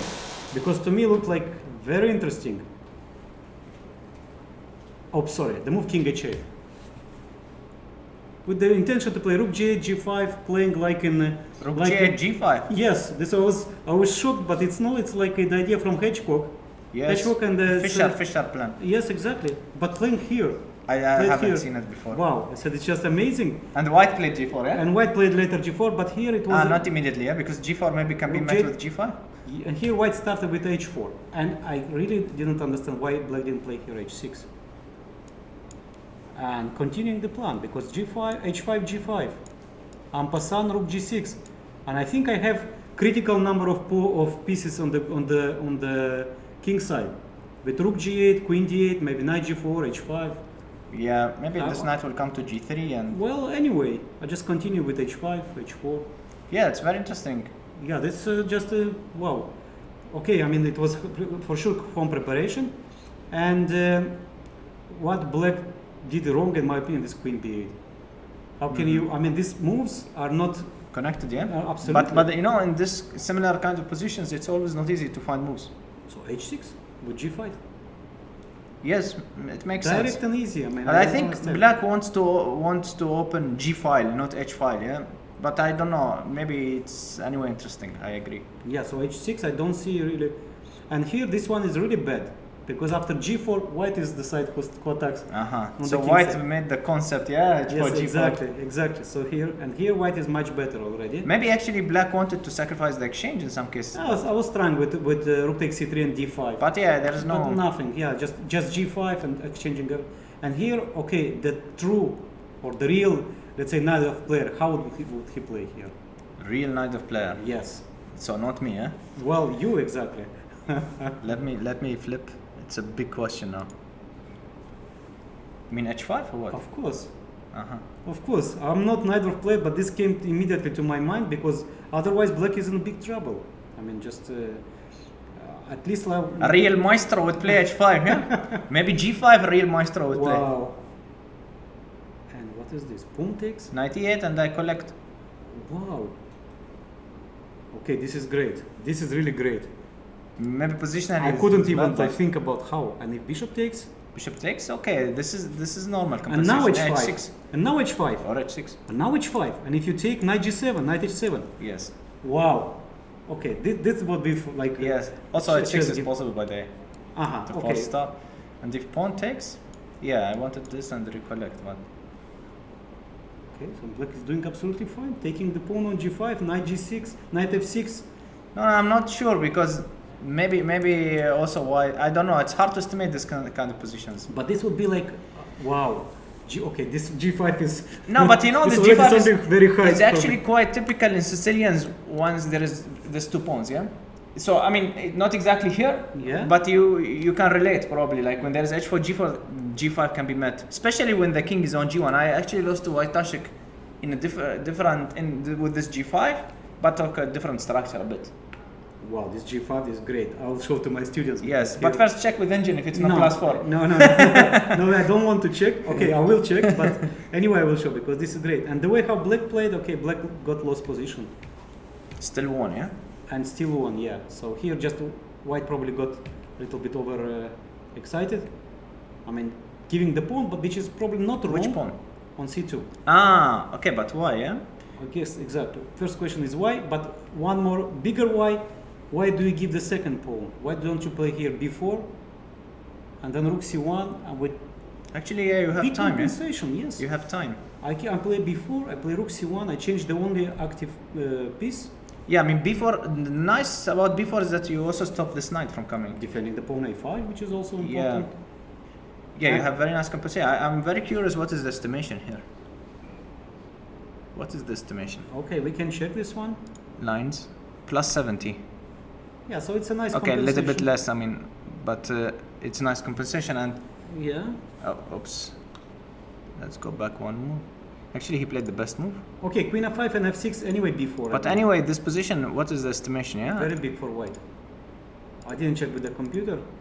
Yeah, Queen F5 is best move. Okay, but here B4. Yeah, here knight a3 is possible, but not the best. Yeah. But anyway, computer is sacrificing this pawn, by the way. So he had a good feeling. I mean, Wow. we cannot blame him.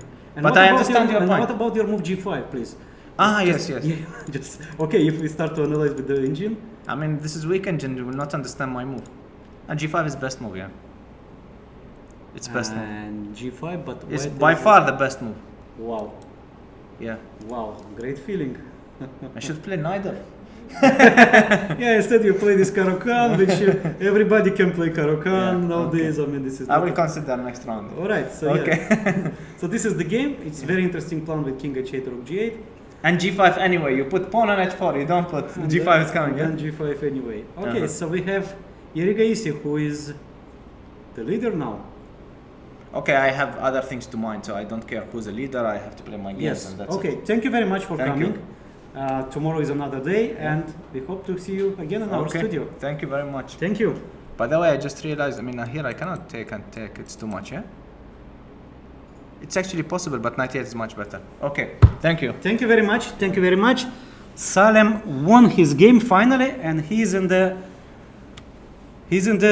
lead with some other players. Okay, and we have draw on board number one. Draw on board number one, and now Ray Robson is not alone in the lead. He shares with Irigaisi. This is they are on 5 out of 6. They'll play together in round 7. And we have draw in the game of Nihal Sarin and Injic. Well, surprisingly, Nihal didn't manage to convert or to put any serious problem to Injic draw. And Jobava won against Van Gaal won against Jobava by a blunder, but anyway, probably Black was worse there, and Tomaszewski managed to win against Adiban, so by sacrificing the piece and attacking with all the pieces. So sometimes Professor can not only win slightly better in games, but attack. Okay, so we have one more game still in progress on board 5. On board 5, this is the game of Agobian playing with Tabata Bey. This is the current position. Still 2 pieces for a rook. Rook e4. Black can defend the bishop with h5, creating the threat of knight f3, bishop h3. In my opinion, yeah, he did play h5. Very good. The threat is knight f3. If you play rook e7, I have knight f5. I think that black is very close to win. Very close to win the game. Okay, what else do we have? What else do we have? We have the game still in progress on board number 8 with Predke plays with Harsha, king f6, active king. This is not a joke. This is not a joke, no, but this is clear bad position for black with weaknesses on the king side, so probably white will just crush with c5 or d5. Okay, pawn up, but this one doesn't matter so much, no? White took the pawn back, c5, dc5, taking bishop e6. Not sure that white played correctly. White just sacrificed the pawn, but didn't achieve. No, white just lost the pawn. Well, this is very strange. It's very strange. So white is just fighting not to lose the game. He's 2 pawns down. No, white is absolutely lost. White is absolutely lost. Very painful lose of Grandmaster Predke. So black is 2 pawns up, and with easy probably task to convert these pawns. Actually, I don't see even a half of chance to escape here for white. Okay, so good result for an Indian player. He defended well. It was much worse, but at the end, the result which matters. So what else do we have here? I mean, some interesting results. Seturaman won his game against Mohamed. So what else do we have? Tersayan managed to beat Inian. Very good. So can we find Omran Al-Hossani? He made a draw. with a much rated player than him. Okay, very good game for Omran. Very good game for Omran. And he made already 3 draws, which is, I would say, quite an achievement in this tournament. We're expecting his first win in Masters. This is very important. This is very important. And some other games that we have some interesting results of Emirates players. Abdurrahman, a player from Sharjah Chess Club, he made a draw. Hamad, unfortunately, lost his game. Yeah, it is a checkmate. And we'll still we will remain a little bit on in our transmission of board number 6.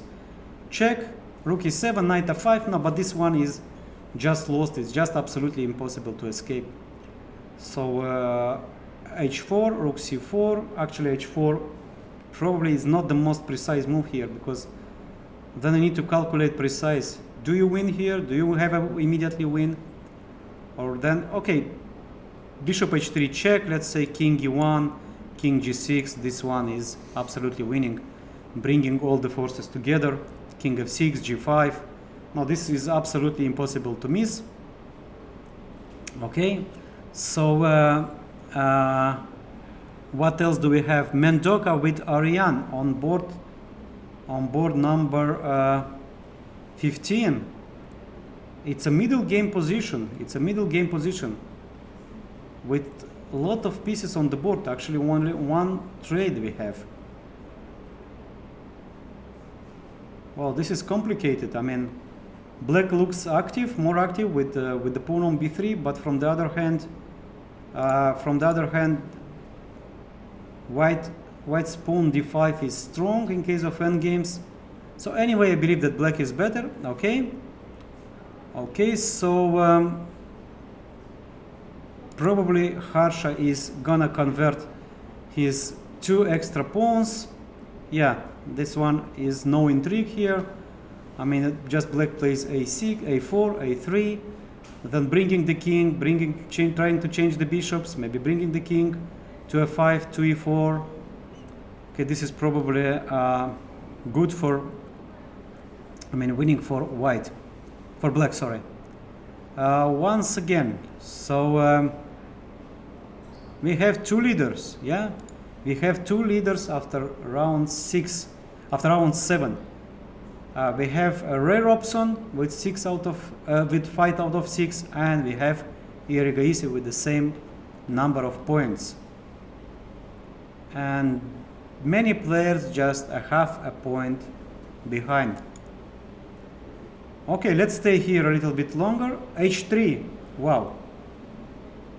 This is a tactical way to win the game. Okay, calculation is very important. Check, king f2 probably, and h2. And then catch me if you can. Actually, you can. Yeah, it's just game over.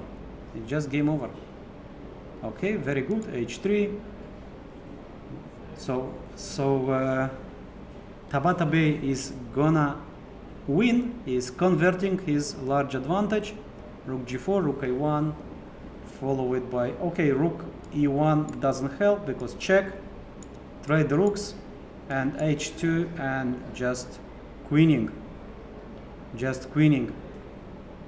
So on the game he played king f2, and after h2 the game is over. Okay, very good. So Tabata Bey is joining the leaders, if I'm not mistaken. He is joining the leaders. Just to check, to be not to miss something. No, actually he's only 4.5 out of 6, so half a point behind. And h2, and probably white is resigning soon. Okay, very beautiful game. And Predke, yeah, okay, of course white is fighting, but after rook b3 followed by e3, the game is over.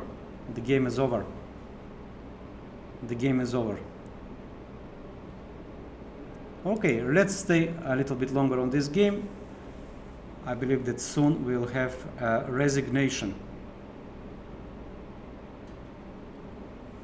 So not so many games decided on top boards. On board 2 we have Irigaisi won. On board 6 Van Hao defeated Jobava. On board 7 Tomaszewski defeated Adiban. Actually on board 10 Salem defeated Muradli. Rahman defeated Gupta on board 12, and here we have probably 2 more decisive games. So Tabata Bay will manage to win this game, and I believe Harsha too. Okay, so yeah, White is still thinking. I mean the time is over, but I believe even nothing to play here. So back to game Predke with Harsha. King e4, f5, king, yeah, so taking the pawn would be impossible because after rook takes f5, rook takes e3, White is just losing more material. After king d4, rook b3, the threat is bishop c3. I mean, in case of rook b6, just black plays king g5, no checkmate here, but hang on.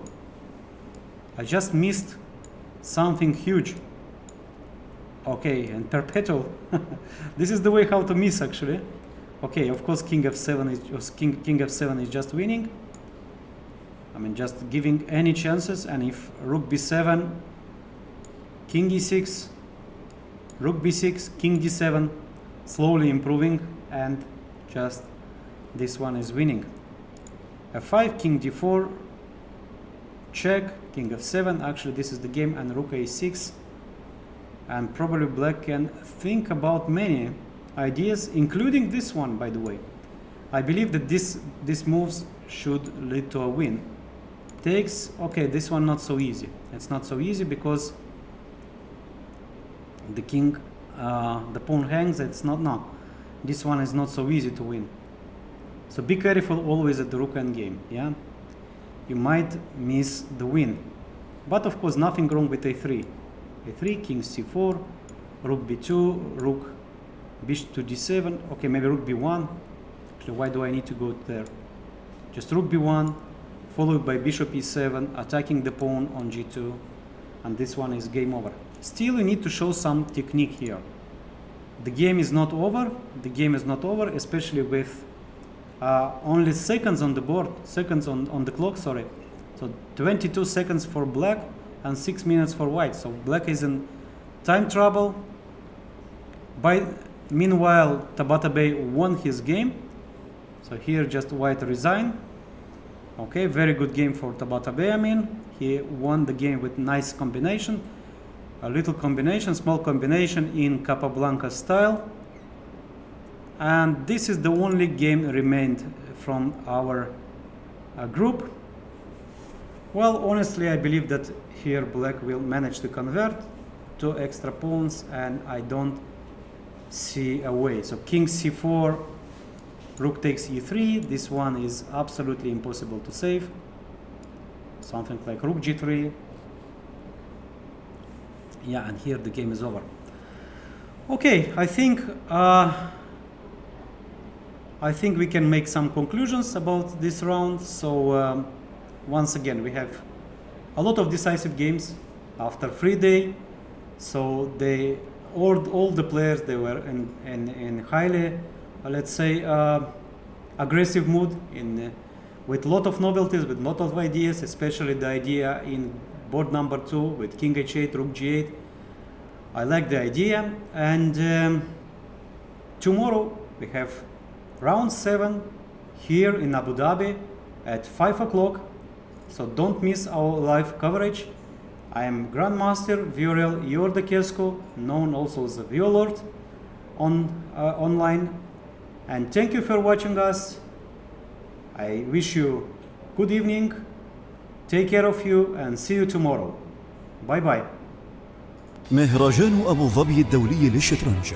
ولدت فكرة إقامة مهرجان أبو ظبي الدولي للشطرنج عام 1991، وتم إدراج المهرجان منذ الدورة الرابعة بنشاط الاتحاد الدولي للشطرنج كنشاط دولي عام 1994. وهذا يعود لدعم المغفور له بإذن الله الشيخ زايد طيب الله ثراه للشباب والرياضة، وهو القائل: إننا نتطلع بكل فخر واعتزاز إلى أبنائنا الشباب لأنهم جيل الحاضر والمستقبل. وخلفه المغفور له الشيخ خليفة بن زايد طيب الله ثراه لتشهد دولة الإمارات عصرا مزدهرا في مختلف الرياضات وعلى صعيد دعم وتطوير وإقامة المنشآت الرياضية ذات المعايير والسمات العالمية.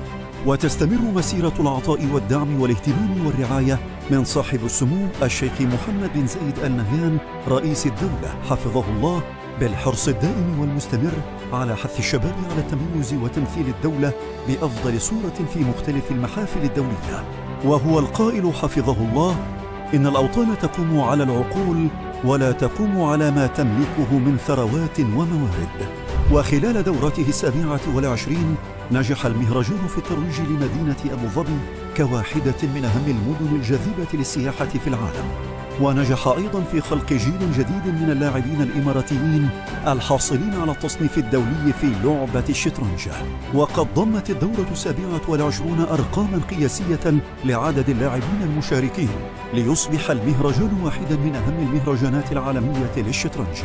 وتنطلق الدورة الجديدة من المهرجان خلال الفترة من 16 حتى 26 من أغسطس عام 2022 تحت رعاية سمو الشيخ نهيان بن زايد آل نهيان رئيس مجلس أبو ظبي الرياضي. وينظمه نادي أبو ظبي للشطرنج والألعاب الذهنية بالتعاون مع مجلس أبو ظبي الرياضي واتحاد الإمارات للشطرنج. وتضم الدورة الجديدة من المهرجان 11 بطولة دولية مسجلة بالاتحاد الدولي للشطرنج بمجموع جوائز قيمتها 287 ألف درهم إماراتية. مهرجان أبو ظبي الدولي 28 للشطرنج، ربع قرن من الإنجازات والتحديات الرياضية في مكان واحد وعلى أرض واحدة، إمارة أبو ظبي.